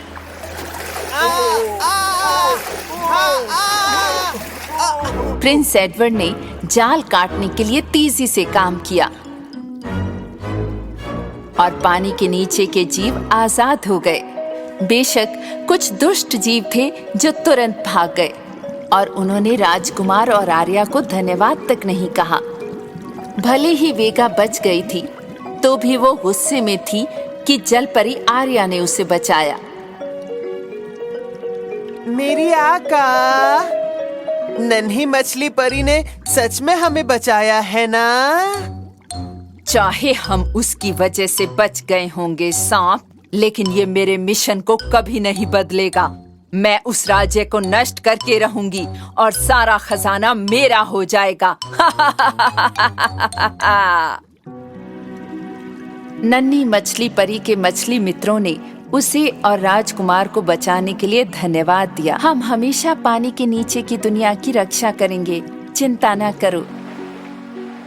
और समुद्री जीवों ने आर्या और एडवर्ड के जहाज की हमेशा के लिए रक्षा करने का वादा किया और एक बार फिर समुद्र के जीव गहरे नीले पानी में आजादी से तैरने लगे।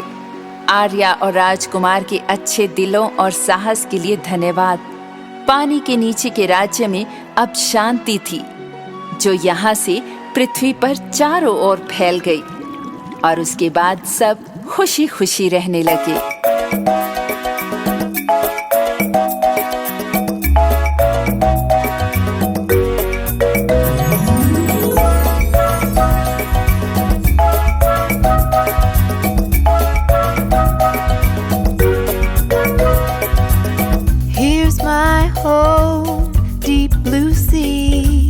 Everything is fun, friends with me. The king called me the Little Mermaid, the very best daughter of the king of the sea. Just look around, you will see the joy, a beautiful life, and the ocean roar. Just look around, you will see the joy, a beautiful life, and the ocean roar.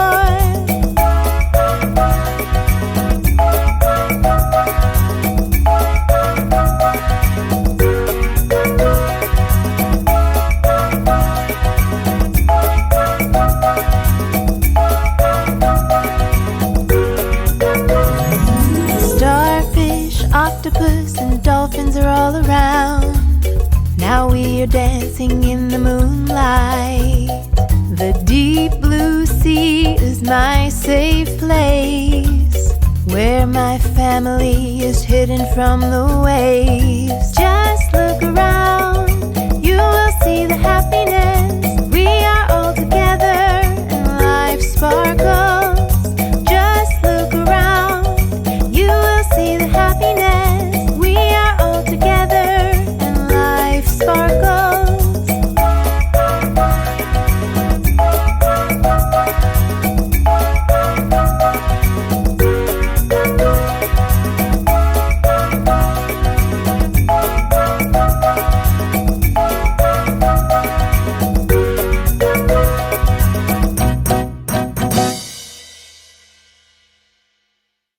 जलपरी का रहस्य।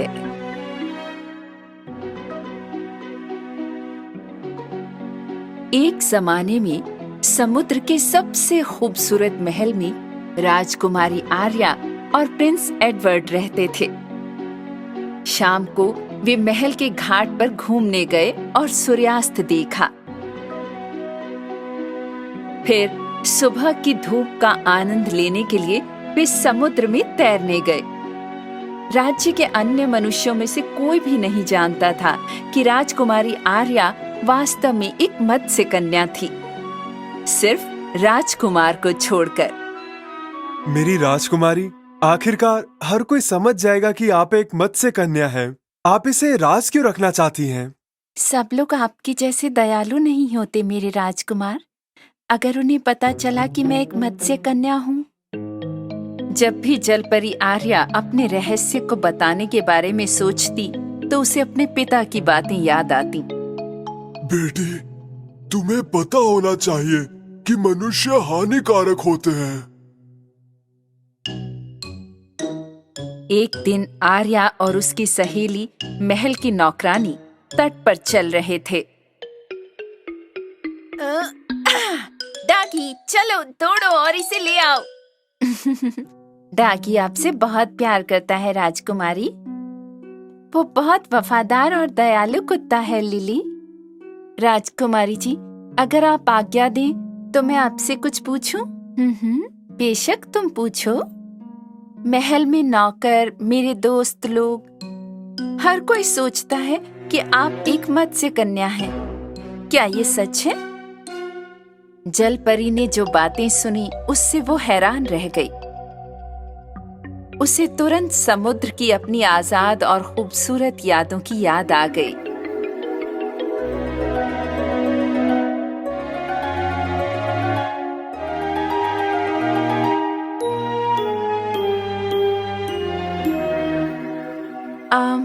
नहीं, ये सच नहीं है।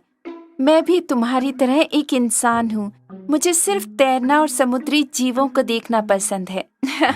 माफ करना मेरी राजकुमारी, सब पूछ रहे थे तो मैंने भी सोचा। कोई बात नहीं लिली, यदि आप मुझे माफ कर देंगी तभी मैं महल जाकर काम कर सकती हूँ। आओ चलो हम चले।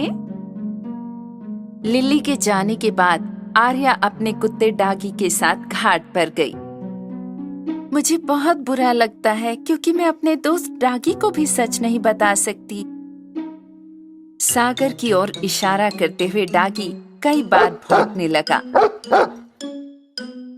डागी, तुम ये तो नहीं कह रहे कि मैं अपने पानी के दोस्तों के पास जाऊं, है ना? जब लिली महल के हॉल में काम कर रही थी, वो ताजी हवा खाने के लिए महल की बालकनी में बाहर आई और उसने आर्या को घाट पर नीचे देखा, जैसे आर्या बस समुद्र में कूदने के लिए खड़ी हो। लिली ने आर्या के मानव पैरों को मछली की पूंछ में बदलते देखा। वो हैरान रह गई। वो भागी और महल से निकल गई। उसने जो देखा उसे उस पर विश्वास नहीं हो रहा था। उसने अपने सबसे करीबी दोस्तों को बताना शुरू किया कि उसने क्या देखा। इस बीच जलपरी आर्या गहरे समुद्री राज्य में गई और अपने पिता पोसाइडन, अपनी बहनों और अपने सबसे अच्छे दोस्त नन्ही डॉल्फिन से मिली, जो हमेशा आर्या के सवालों को सुनते थे। डॉल्फी, मुझे लोगों को बताने में डर लगता है कि मैं एक मत्स्य कन्या हूँ। तुम क्यों डरती हो आर्या? क्योंकि सब इंसान मेरे एडवर्ड की तरह समझदार और दयालु नहीं हो सकते हैं। हाँ, लेकिन तुमने हमेशा लोगों का भला किया है आर्या, इसलिए वे आपको चोट नहीं पहुंचाएंगे। आप एक मत्स्य कन्या हैं और बहुत भाग्यशाली भी। क्या आपको नहीं लगता वे समझेंगे? तुम सही कह रही हो डॉल्फी, बेशक वे समझेंगे। जब आर्या अपनी नन्ही दोस्त डॉल्फी से बात कर रही थी तो धरती पर लिली के दोस्तों ने लिली पर विश्वास नहीं किया और सोचा कि वो झूठ बोल रही है। मैं झूठ नहीं बोल रही हूँ, मैं साबित कर दूंगी कि राजकुमारी आर्या एक मत्स्य कन्या है।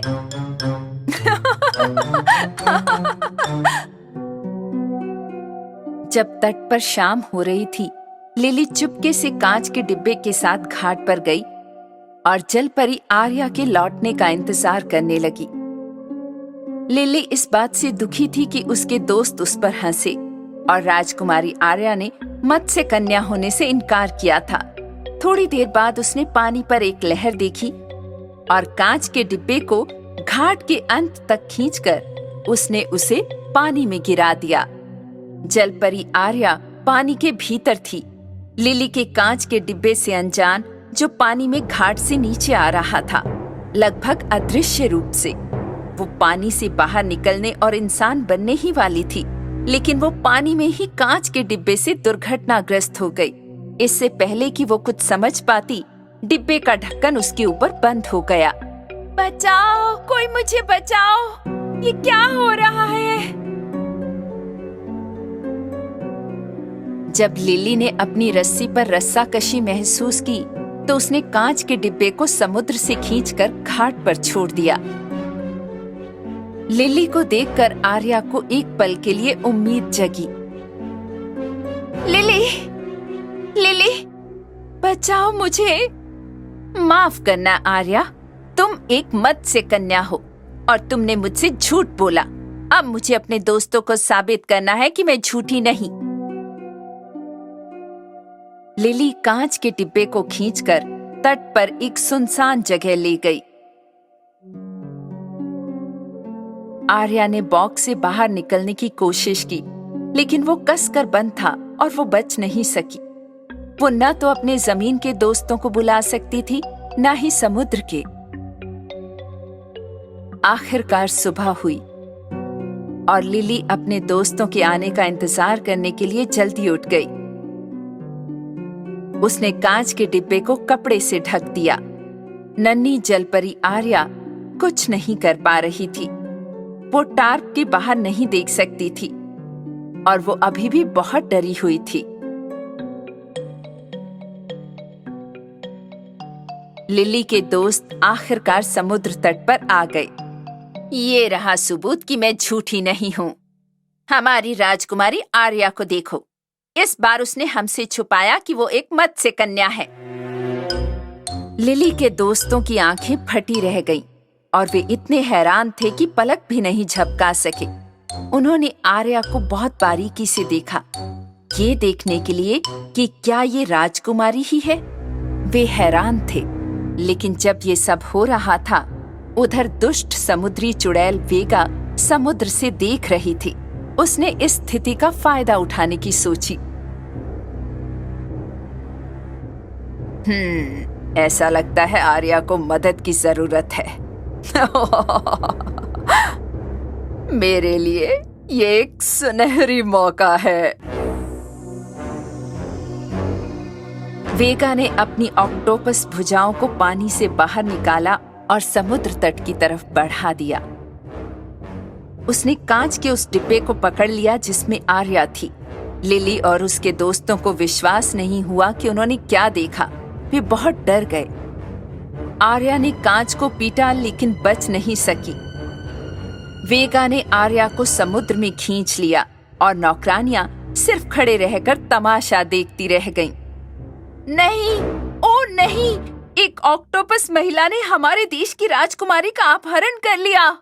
वेगा ने उस कांच के डिब्बे का ढक्कन खोला जिसे उसने अगवा किया था और जलपरी आर्या को आजाद करवा दिया।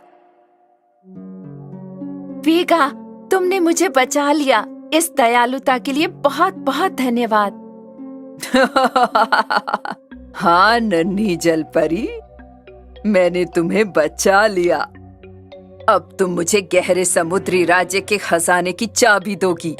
क्या? नहीं, मैं आभारी हूँ कि तुमने मुझे बचाया, लेकिन मैं गहरे समुद्री राज्य के खजाने की चाबी तुम्हें नहीं दे सकती। दोस्तों को इनाम के लालच के बिना दयालु होना चाहिए। उसके इन शब्दों से क्रोधित होकर वेगा मत्स्य कन्या को फिर से कांच के डिब्बे में कैद करना चाहती थी। इसलिए उसने अपनी ऑक्टोपस बाहों से स्याही के गोले फेंकना शुरू कर दिया। हालांकि आर्या ने स्याही गेंदों को रोकने के लिए अपनी जादुई समुद्री शक्तियों का इस्तेमाल किया और वेगा की खतरनाक बाहों को पानी के नीचे रेत में चिपका दिया। मैं तुम्हें ढूंढ लूंगी आर्या, तुम्हें मेरा एहसान चुकाना होगा। एहसान बिना किसी वापसी की उम्मीद के किए जाते हैं वेगा। अगर आप एक अच्छा इंसान बनना चाहती हैं, तो पहले दयालु दोस्त बनना सीखिए। जब आर्या धरती पर लौटी तो उसे याद आया कि लिली ने उसके साथ कितना भयानक व्यवहार किया था। वो बहुत दुखी थी। वो तुरंत प्रिंस एडवर्ड के पास गई और उसे जो कुछ हुआ था बताया। फिर उन्होंने लिली को बुलाया। लिली, मुझे तुम्हें सच ना बताने के लिए अफसोस है। हाँ, मैं एक मत्स्य कन्या हूँ। मेरा घर भूमि और समुद्र दोनों है और मुझे इन दोनों के लोगों से प्यार है। मैं आपके प्रति कठोर हो गई थी मेरी राजकुमारी, माफ कर दीजिए।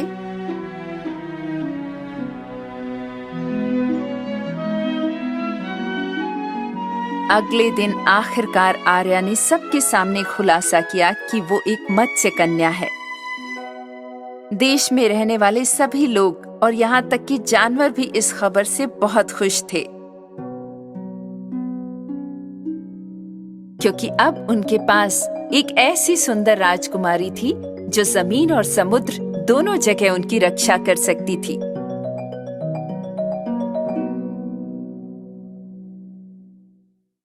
नन्ही जलपरी और समुद्र का दिल। एक ज़माने में गहरे नीले समुद्रों के नीचे गहरे समुद्र में एक साम्राज्य था जिसके बारे में कोई नहीं जानता था। वहाँ सभी प्रकार की समुद्री जीव और यहाँ तक कि बहुत सुंदर मछली परी भी रहती थी। एक दिन राज्य की मछली को समुद्र के सबसे रहस्यमय हिस्से में एक चमकता हुआ पत्थर मिला। पत्थर इतना सुंदर था कि मछली उत्साहित हो गई और वो उसे पानी के नीचे के राजा पोसाइडन के पास ले जाना चाहती थी। हालांकि ये छोटा सा दिखने वाला पत्थर वास्तव में बहुत भारी था।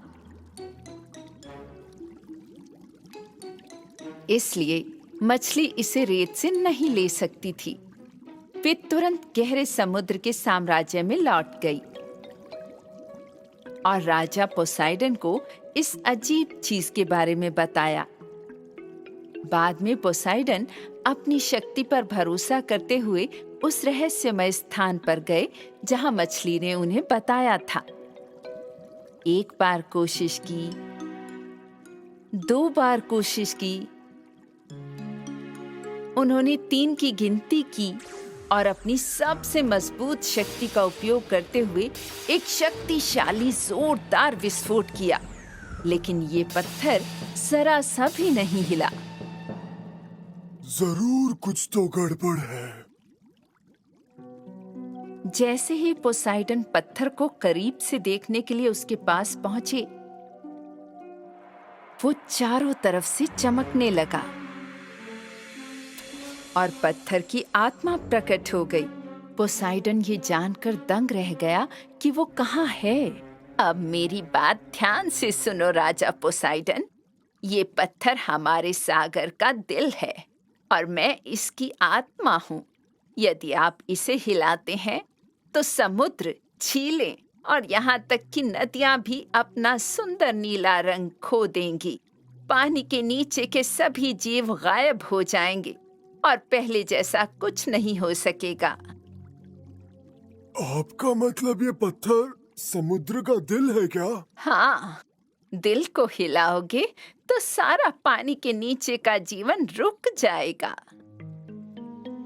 पोसाइडन को चेतावनी देने के बाद समुद्र के दिल की आत्मा अचानक गायब हो गई। जो कुछ रह गया वो था उस खूबसूरत पत्थर की चमक। उस दिन के बाद राजा पोसाइडन ने शपथ ली कि वो समुद्र के दिल की रक्षा करेंगे, चाहे कुछ भी हो जाए। हालांकि दुनिया में अच्छे और बुरे दोनों तरह के लोग थे। उनमें से एक वेगा नाम की पोसाइडन की ऑक्टोपस बहन थी। समुद्री डायन वेगा का हमेशा एक ही लक्ष्य होता था और वो था पूरे गहरे समुद्र के साम्राज्य पर कब्जा करना और समुद्र के दिल को पाना। इस तरह वो बुराई के साथ समुद्र की दुनिया पर राज कर सकती थी और वो सब कुछ भी प्राप्त कर सकती थी जो वो चाहती थी। मुझे बदलाव की गंध आती है सांप। कैसी गंध मेरी आका? मैं कुछ समझा नहीं। जीवन के भाग्य को निर्धारित करने वाली खुशबू सांप, सागर के दिल की खुशबू। क्या समुद्र का दिल महक रहा है मेरी आका? तुम कुछ नहीं समझते सांप। आप सही कहती हैं मेरी आका। मुझे तो समझ ही नहीं आया कि मैं क्या नहीं समझ पाया। बेशक वे नहीं समझेंगे। हाँ, कोई नहीं समझेगा। अच्छा किया स्नेकी। क्या मेरी आका? भेष का जादू। हाँ, भेष से मैं नन्ही मछली परी आर्या में बदल जाऊंगी और समुद्र के दिल को खोज लूंगी। फिर राज्य को अपने कब्जे में ले लूंगी। समुद्री चुड़ैल वेगा ने मोती के ग्लोब को 2 बार छुआ और अपने मुंह से जादुई मंत्रों को पढ़ा। बबल बबल जिगली मिगली पॉफ।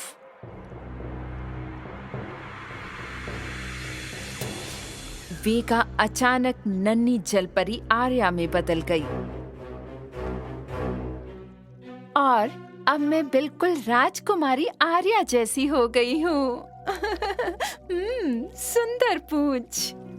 जब वो गुफा से निकल रही थी, वेगा ने सांप को अपने पीछे न आने की चेतावनी दी। गुफा में रहो सांप, अगर उन्हें पता चल गया कि मैं कौन हूँ तो पूरी योजना पलट जाएगी। फिर वो गहरे समुद्र के साम्राज्य की ओर तैरने लगी। तभी नन्ही डॉल्फिन डॉल्फी और बड़ी वेल विली, आर्या के सबसे करीबी दोस्तों ने उसे आर्या समझकर उसका अभिवादन किया। आर्या, तुम्हें यहाँ देखकर कितना अच्छा लग रहा है। ओह, लेकिन तुम्हें यहाँ देखकर अच्छा नहीं लग रहा। क्या तुम ठीक हो आर्या? चलो फिश पार्क में चलते हैं, कुछ मस्ती करते हैं। ये तुम्हारे मतलब का नहीं है। वैसे भी फिश पार्क बेबी फिश के लिए है। लेकिन हम तुम्हारे साथ पार्क में खूब मस्ती करते थे। पुरानी बात थी। जाओ और इस मोटी व्हेल के साथ मजे करो। मैं एक राजकुमारी हूँ। मैं तुम जैसों के साथ और पार्क में अपना समय बर्बाद नहीं कर सकती। बाय। नन्ही डॉल्फिन डॉल्फी और वेल विली आर्या के ऐसे व्यवहार को देखकर बहुत हैरान थी। विली, कितना अजीब है कि आर्या ने हमारे साथ इतना बुरा व्यवहार किया। क्या ऐसा कुछ है जो उसने हमें नहीं बताया? अगर हम प्रिंस एडवर्ड से बात करें तो शायद हम पता लगा सकें। इसलिए दोनों दोस्त पृथ्वी पर समुद्र के किनारे बने महल की ओर तैरने लगीं। वेगा ने नन्ही जलपरी आर्या के वेश में चुपके से गहरे समुद्री राज्य में प्रवेश किया। उसकी बहनों ने बड़ी खुशी से उसका स्वागत किया, जबकि वेगा ने उनकी ओर देखा तक नहीं। आर्या, क्या हुआ तुम्हें? कुछ हुआ क्या? हर कोई मुझसे क्यों पूछ रहा है कि क्या मैं ठीक हूँ? आप लोग मुझे बोर कर रहे हैं। मेरा भाई, मेरा मतलब मेरे पिता, कहाँ है मेरे पिता? मुझे बताओ। आर्या, तुम क्यों इतना गुस्सा हो रही हो? ठीक है, मत बताओ, मैं उन्हें खुद ही ढूंढ लूंगी, जाओ। वेगा ने आर्या की मछली बहनों को छोड़ दिया और पोसाइडन को ढूंढने चली गई। नन्ही डॉल्फिन डॉल्फी और ग्रेट व्हेल विली महल के किनारे पर पहुंचे। राजकुमार एडवर्ड! राजकुमार एडवर्ड! जब राजकुमार ने उनकी आवाज सुनी तो वो तुरंत घाट के छोर पर आए। डॉल्फी, विली, प्रिंस एडवर्ड, क्या आर्या को कुछ हो गया? वो आज सबके साथ बुरा व्यवहार कर रही है। आर्या तो आज पानी में गई ही नहीं। वो पूरा दिन मेरे साथ ही महल में थी। हाँ? नन्ही जलपरी ने जब प्रिंस एडवर्ड को घाट पर अपने सबसे करीबी दोस्तों के साथ बात करते देखा तो वो तुरंत उनके पास आई। हाँ, आर्या? आर्या? यदि तुम यहाँ हो तो वो दूसरी कौन है जो आर्या की तरह दिखती है और सबसे बदतमीजी कर रही है? असली जलपरी आर्या बहुत हैरान थी जब उसे पता चला कि पानी के अंदर एक और आर्या है। मुझे कुछ समझ में आ रहा है, चलो चलें। आर्या जल्दी से घाट से समुद्र में कूद गई और उसके मानव पैर मछली की पूंछ में बदल गए। वो तेजी से गहरे समुद्री राज्य की तरफ तैर गई। लेकिन जब तक नन्ही परी राज्य में पहुंचती, वेगा आर्या के भेष में पोसाइडन को पहले ही ढूंढ चुकी थी। ओह, मेरे प्यारे राजा पिता, मैं सिर्फ एक बार सागर के दिल को देखूंगी, प्लीज। तुम इतनी जिद क्यों कर रही हो आर्या? मैं तुम्हें पहले ही मना कर चुका हूँ। लेकिन प्लीज, प्लीज, मैंने कहा प्लीज। जब वेगा अपनी बुरी शक्तियों का उपयोग करने वाली थी, असली परी आर्या पहुंच ही गई। आर्या, ये सब क्या चल रहा है? तुम में से कौन असली है? पिताजी, मैं असली हूँ। वो समुद्री चुड़ैल वेगा है। ओ नहीं नहीं मेरे राजा पिता, मैं असली हूँ। राजा पोसाइडन इतने भ्रमित थे कि उन्हें समझ नहीं आ रहा था कि उनकी असली बेटी कौन सी है। वो आपको बरगलाने की कोशिश कर रही है पिताजी। चलिए सागर के दिल में चलते हैं। समुद्र का दिल? मैं तुम्हें इसे कभी नहीं छूने दूंगी वेगा, कभी नहीं।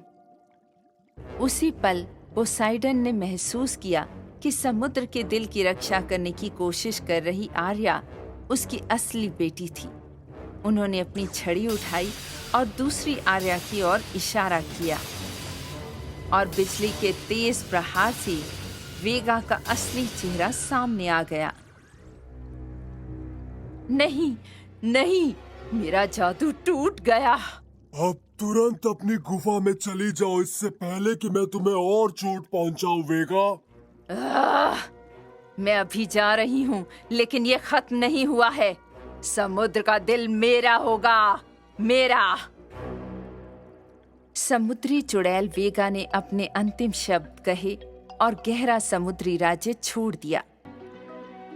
राजा पोसाइडन और उनकी प्यारी बेटी आर्या ने कसम खाई कि वे हमेशा समुद्र की आत्मा और दिल की रक्षा करेंगे, क्योंकि खास तौर से अच्छे लोग जानते हैं कि जीवन के लिए एक छोटा पत्थर भी कितना कीमती हो सकता है।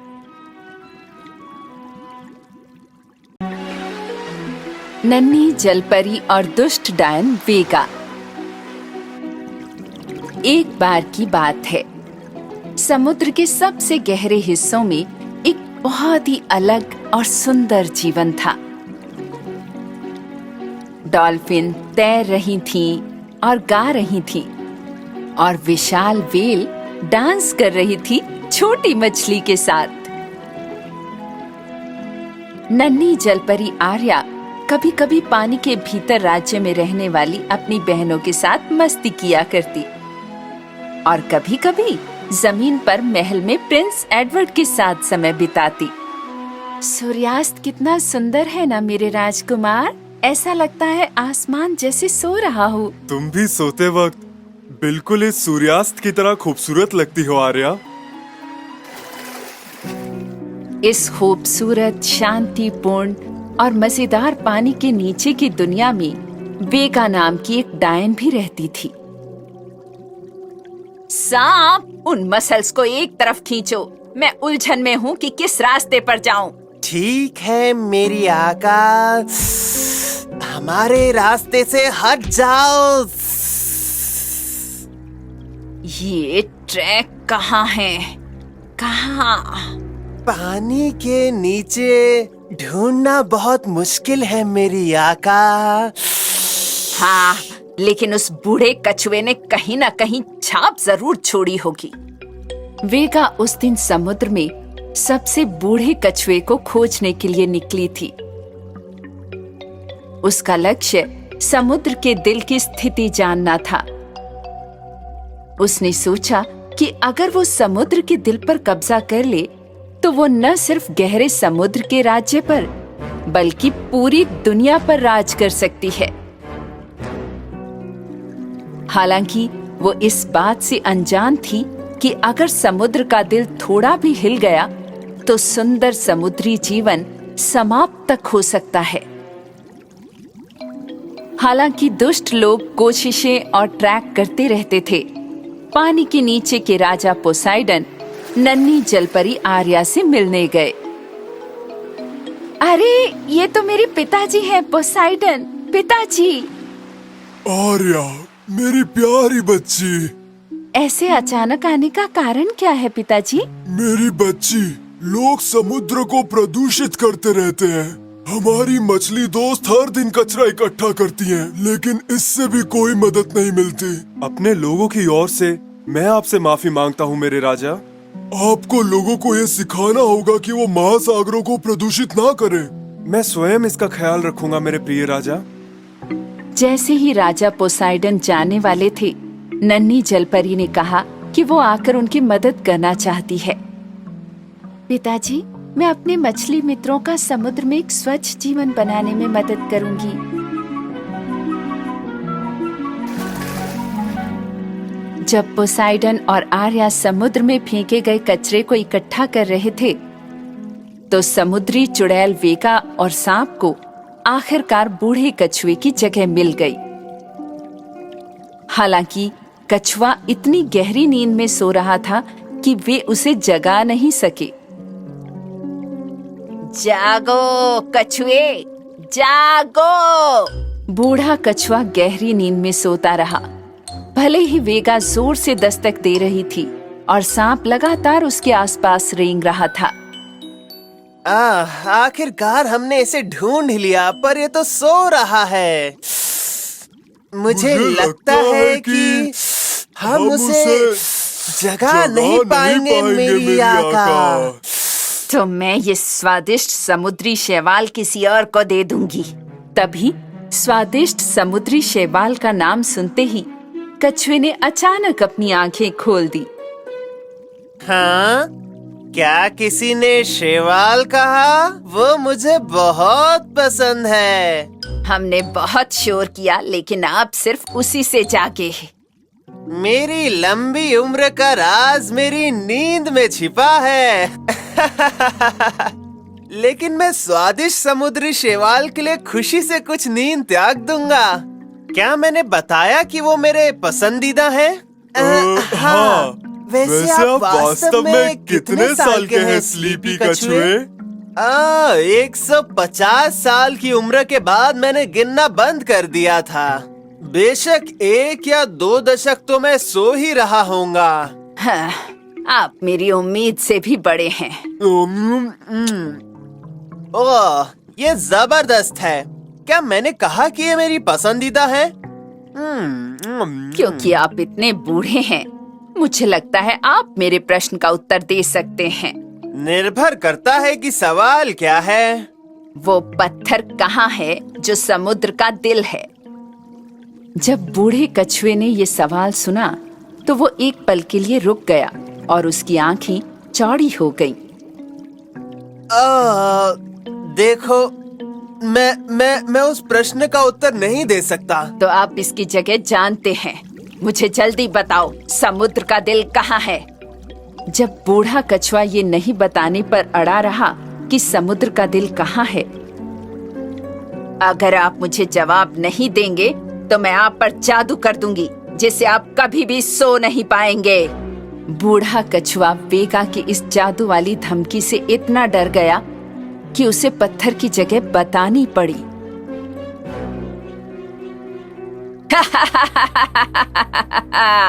ये हुई ना बात। धन्यवाद बूढ़े कछुए। ये लो, तुम्हारे लिए थोड़े और समुद्री शैवाल। समुद्री चुड़ैल वेगा और सांप समुद्र के दिल की तरफ चल पड़े। बूढ़ा कछुआ जो हुआ था बताने के लिए पोसाइडन की तलाश में निकल पड़ा। उस समय समुद्र में फेंके गए कचरे को साफ कर रहे पोसाइडन और आर्या ने बूढ़े कछुए को आते हुए देखा। अरे कछुआ दादा, आप हमारी मदद करने आए हैं? ओह, मुझे बहुत खुशी है कि तुम मुझे मिल गई। ओह कछुआ दादा, आप जाकर आराम कीजिए, खुद को थकाइए मत। एक बहुत ही जरूरी बात है जो मुझे आपको बतानी है मेरे राजा। क्या है? मैं सुन रहा हूँ। मैं पिछले साल से झपकी ले रहा था और फिर एक अजीब ऑक्टो महिला ने मुझे समुद्री शैवाल से जगाया। बूढ़े कछुए ने पोसाइडन को वो सब कुछ बताया जो उसके साथ हुआ था। समुद्र के दिल की रक्षा के लिए पोसाइडन और आर्या ने तेजी से तैरना शुरू कर दिया। मुझे उम्मीद है बहुत देर होने से पहले हम समुद्र के दिल तक पहुंच सकते हैं। समुद्री चुड़ैल वेगा और सांप पहले ही समुद्र के बीच में पहुंच चुके थे। वेगा ने अपनी ऑक्टोपस भुजाओं को समुद्र के दिल के चारों ओर लपेट लिया और खींचने लगी। ये मेरी उम्मीद से कहीं भारी है। जब वेगा समुद्र के दिल को हिलाने वाली थी, पत्थर की आत्मा प्रकट हो गई। रुको, बस करो, रुक जाओ, समुद्र के दिल को मत छुओ। हाँ, तुम कौन हो? समुद्र का दिल मेरा होगा, दफा हो जाओ। वेगा ने समुद्र के दिल की आत्मा की नहीं सुनी और अपनी पूरी ताकत से पत्थर को उठा लिया।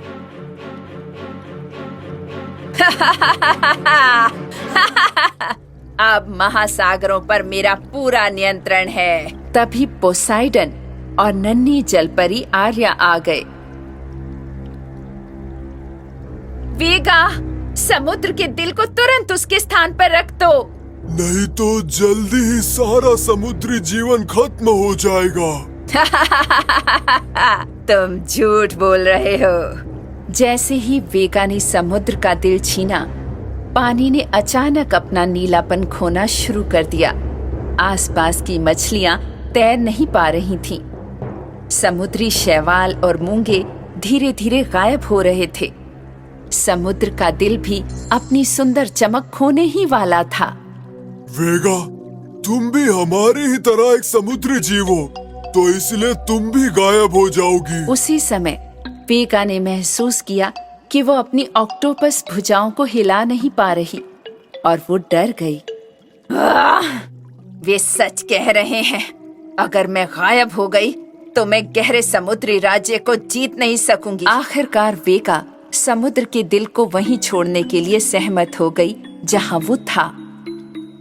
पत्थर फिर से चमकने लगा, मछलियां तैरने लगीं, समुद्री शैवाल फिर से जी उठे और पानी नीला होने लगा। पोसाइडन और नन्ही जलपरी आर्या बहुत खुश थे कि समुद्र फिर से जी उठा था। समुद्री चुड़ैल वेगा गुस्से में अपनी गुफा में लौट आई क्योंकि उसे वो नहीं मिला था जो वो चाहती थी। समुद्र के दिल की शक्ति फिर से लौट आई थी और जीवन फिर से खिल उठा था। पानी के नीचे रहने वाले सभी जीवों का इस समुद्री दिल पर हक था, जो सबको जीने की आजादी प्रदान करता था, क्योंकि समुद्रों के जीवन की रक्षा करना सबकी जिम्मेदारी है, चाहे इंसान हो या मछली, बड़े हो या छोटे।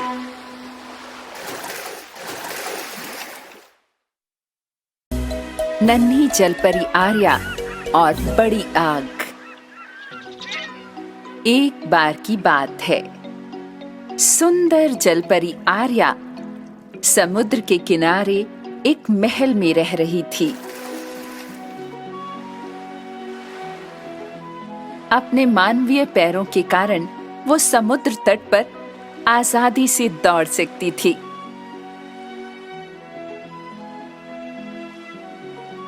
साथ ही पेड़ों से फल तोड़ती और अपने पशु मित्रों को बड़े मजे से खिलाती। तुम नन्ही गिलहरी कितनी प्यारी हो। एक दिन जब आर्या समुद्र तट से महल की ओर लौट रही थी, तो वो समुद्र को देखने के लिए घाट पर रुकी। कुछ ही दूरी पर उसने समुद्र के ऊपर बड़ी लहरें और कुछ धुआं देखा। उसने सोचा कि कुछ तो गड़बड़ है। ये लहरें बहुत बड़ी हैं, पानी के भीतर बुरी चीजें हो रही होंगी। उसने घबराहट में घाट से छलांग लगाई और नीचे तैरने लगी। पानी में जाते ही उसकी मछली वाली पूंछ आ गई। जैसे ही वो दलदल में डूबी, उसने महसूस किया कि पानी का तापमान बदल रहा है। ओह, ये सही नहीं है। पानी ठंडा होना चाहिए था। जितना गहरा मैं जाती, ये गर्म क्यों हो रहा है? पानी इतना गर्म हो गया कि आर्या की पूंछ का सिरा लाल हो गया। गहरे समुद्र के राजा पोसाइडन ने भी देखा कि समुद्र गर्म हो रहा था। समुद्र तल का तापमान जांचने के लिए उन्होंने तुरंत अपने त्रिशूल की नोक को रेत में धंसा दिया। उन्होंने सोचा कि अगर त्रिशूल की नोक लाल हो जाती है तो उन्हें तुरंत दखलंदाजी करनी चाहिए। जैसा कि उन्हें डर था, उनका त्रिशूल लाल हो गया क्योंकि रेत बहुत गर्म थी। अगर ये तापमान और बढ़ गया तो ये सभी समुद्री जीवों के लिए भयानक होगा। पोसाइडन ने जल्दी ही गहरे समुद्री राज्य को छोड़ दिया और पानी में सबसे गर्म स्थान की ओर तैरने लगे। नन्ही जलपरी आर्या ने रास्ते में देखा कि मछलियों के झुंड पानी के तापमान से बुरी तरह प्रभावित हो गए थे।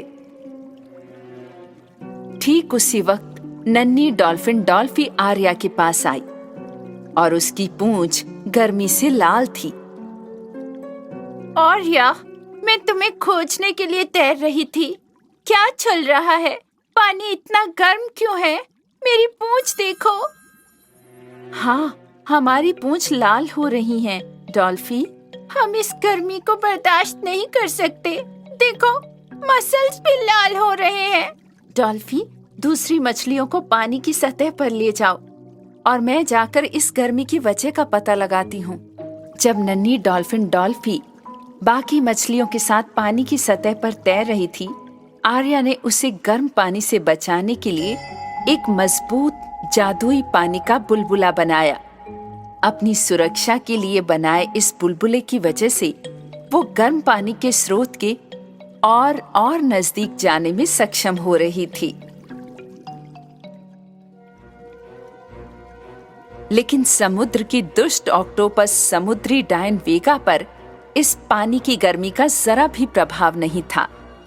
वास्तव में वो बहुत अच्छे मूड में थी। मेरी गुफा की गर्मी के बारे में क्या सोचते हो सांप?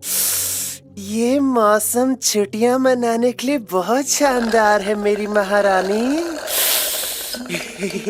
ये बहुत ही बढ़िया मौसम है।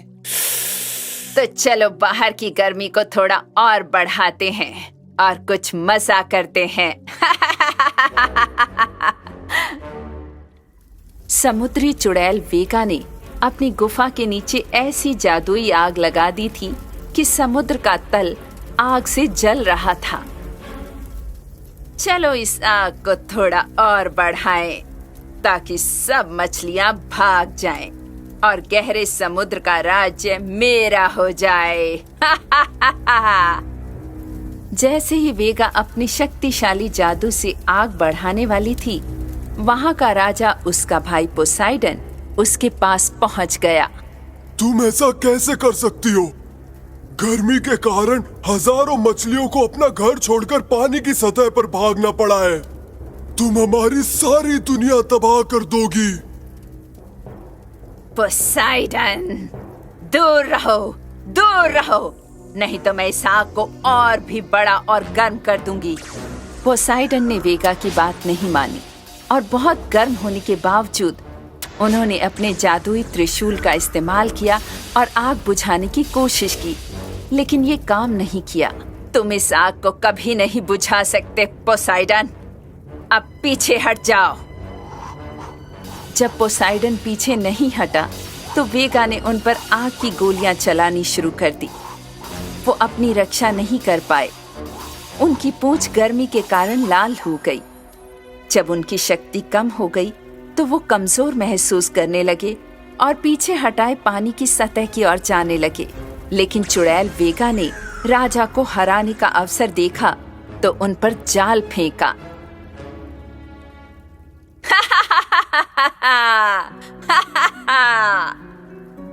तभी जलपरी आर्या को वेगा की रहस्यमयी जादुई आग मिली। वेगा, मुझे समझ जाना चाहिए था कि तुम ही थी जिसने पानी के नीचे आग लगाई और मछलियों को डराया।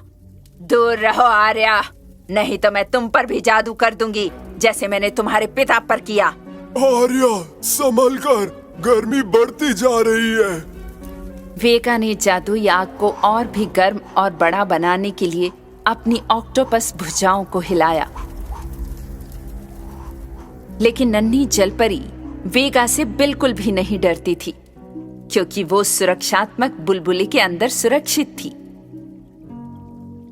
चिंता मत कीजिए पिताजी, मैं इस आग को बुझाकर आपको भी आजाद करा दूंगी।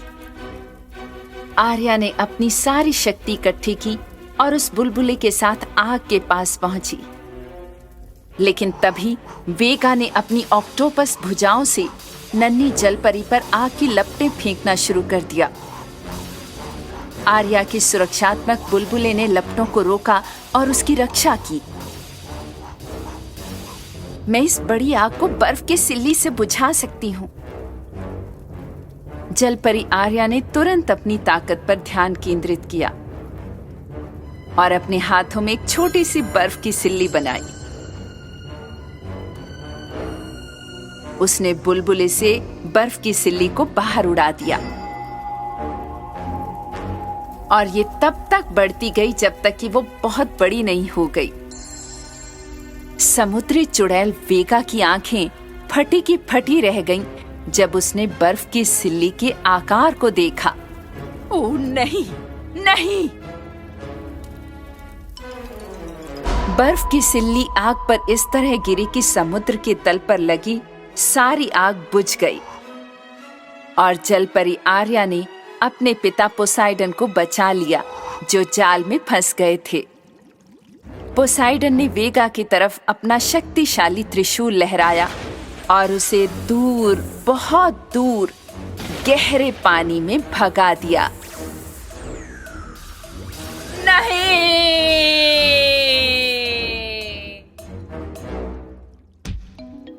तुम आग बुझाने में कामयाब रही आर्या।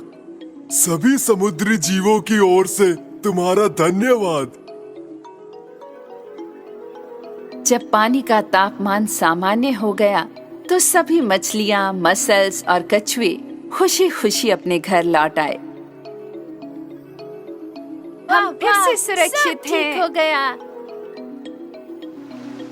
समुद्र का पानी हमेशा से बर्फीला था, लेकिन उसमें रहने वाली मछलियों ने अपने दिल की गर्मी कभी नहीं खोई। तुम सब बच गए, मैं बहुत खुश हूँ मेरे दोस्तों।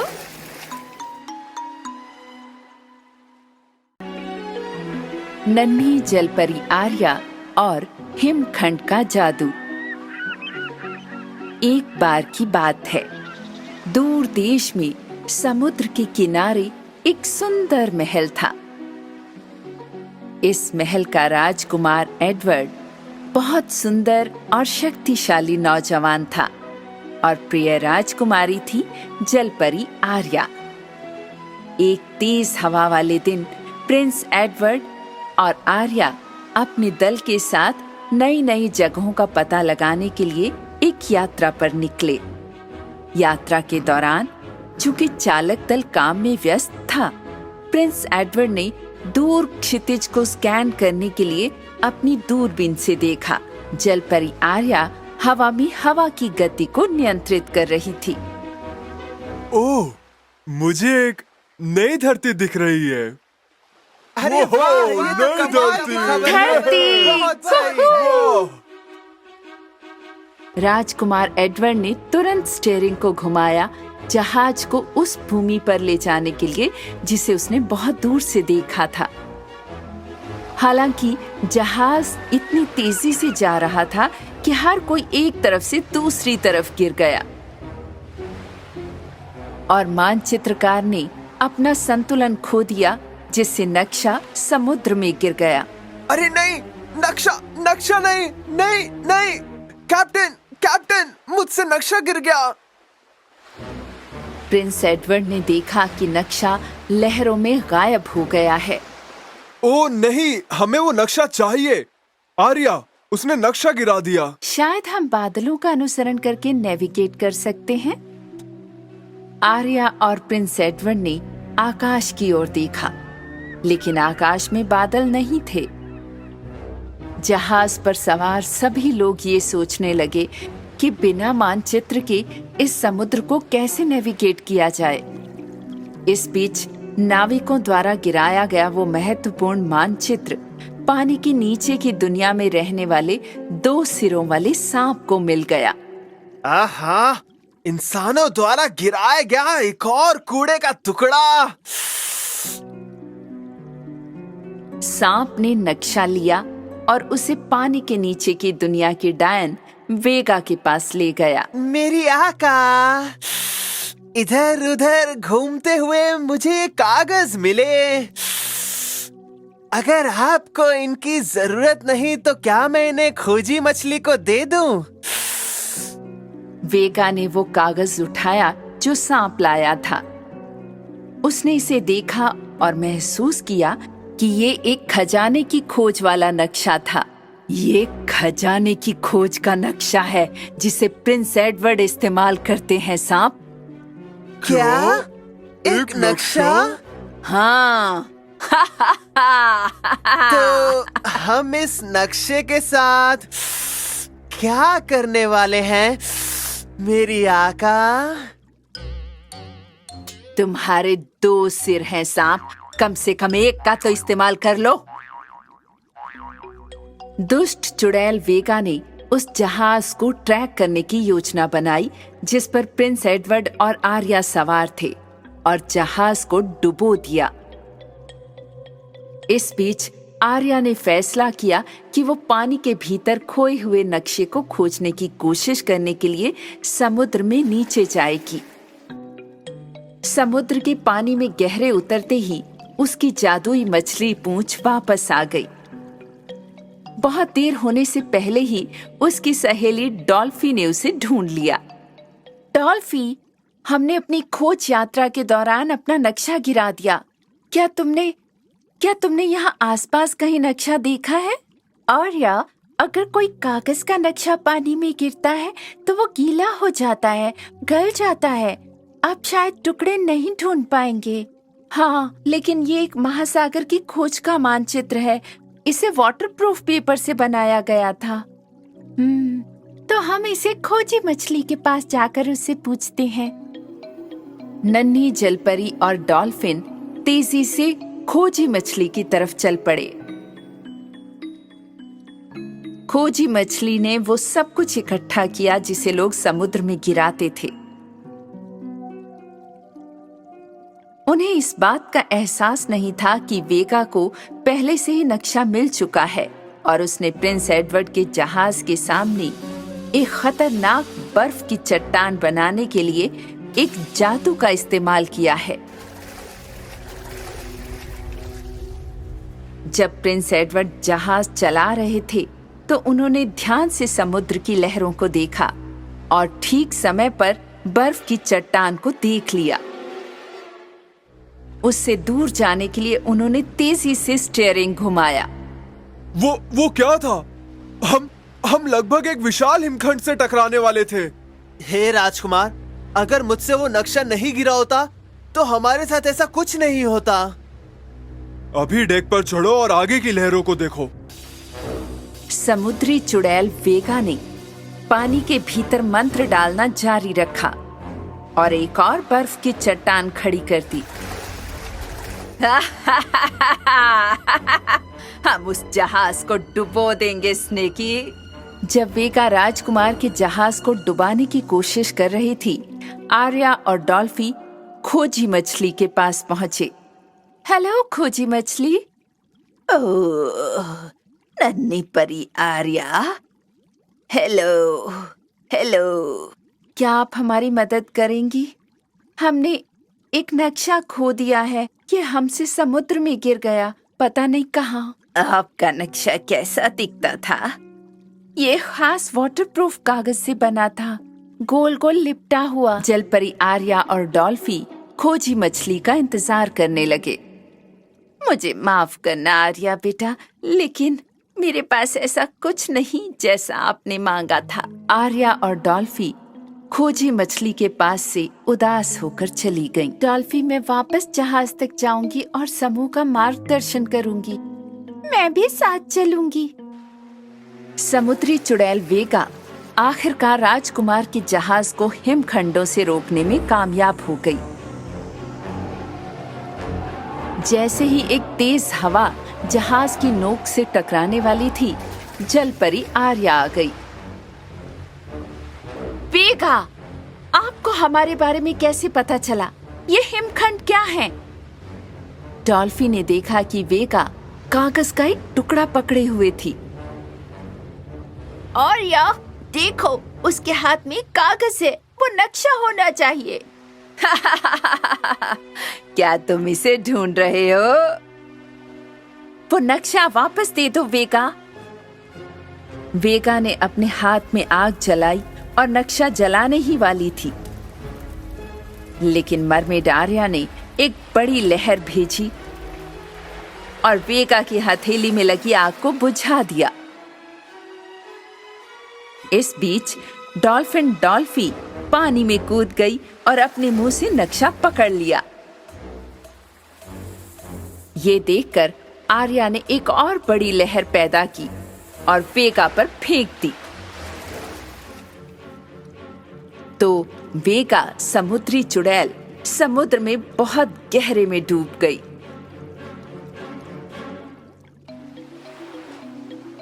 आर्या ने डॉल्फी से नक्शा लिया और वापस जहाज के डेक पर चढ़ गई। चालक दल और प्रिंस एडवर्ड ने तालियों से उसका स्वागत किया। हमारी राजकुमारी की जय हो। मुझे तुम पर और तुम्हारे साहस पर गर्व है मेरी राजकुमारी। ये है बहुत बढ़िया राजकुमारी। आप लंबी जिए। बहुत बढ़िया, कमाल कर दिया आपने। कमाल कर तो दिया। अब सब चलते हैं। ये दयालु लोग नए द्वीपों और सुंदर भूमि की खोज कर रहे हैं जिन्हें महासागरों में खोजा नहीं गया है। वे हमेशा अपनी बुद्धिमत्ता से सही रास्ता खोज सकते हैं। उनकी हिम्मत को दाद है, चाहे जब उनका नक्शा उनके हाथ में नहीं था तब भी उनके दिल में था।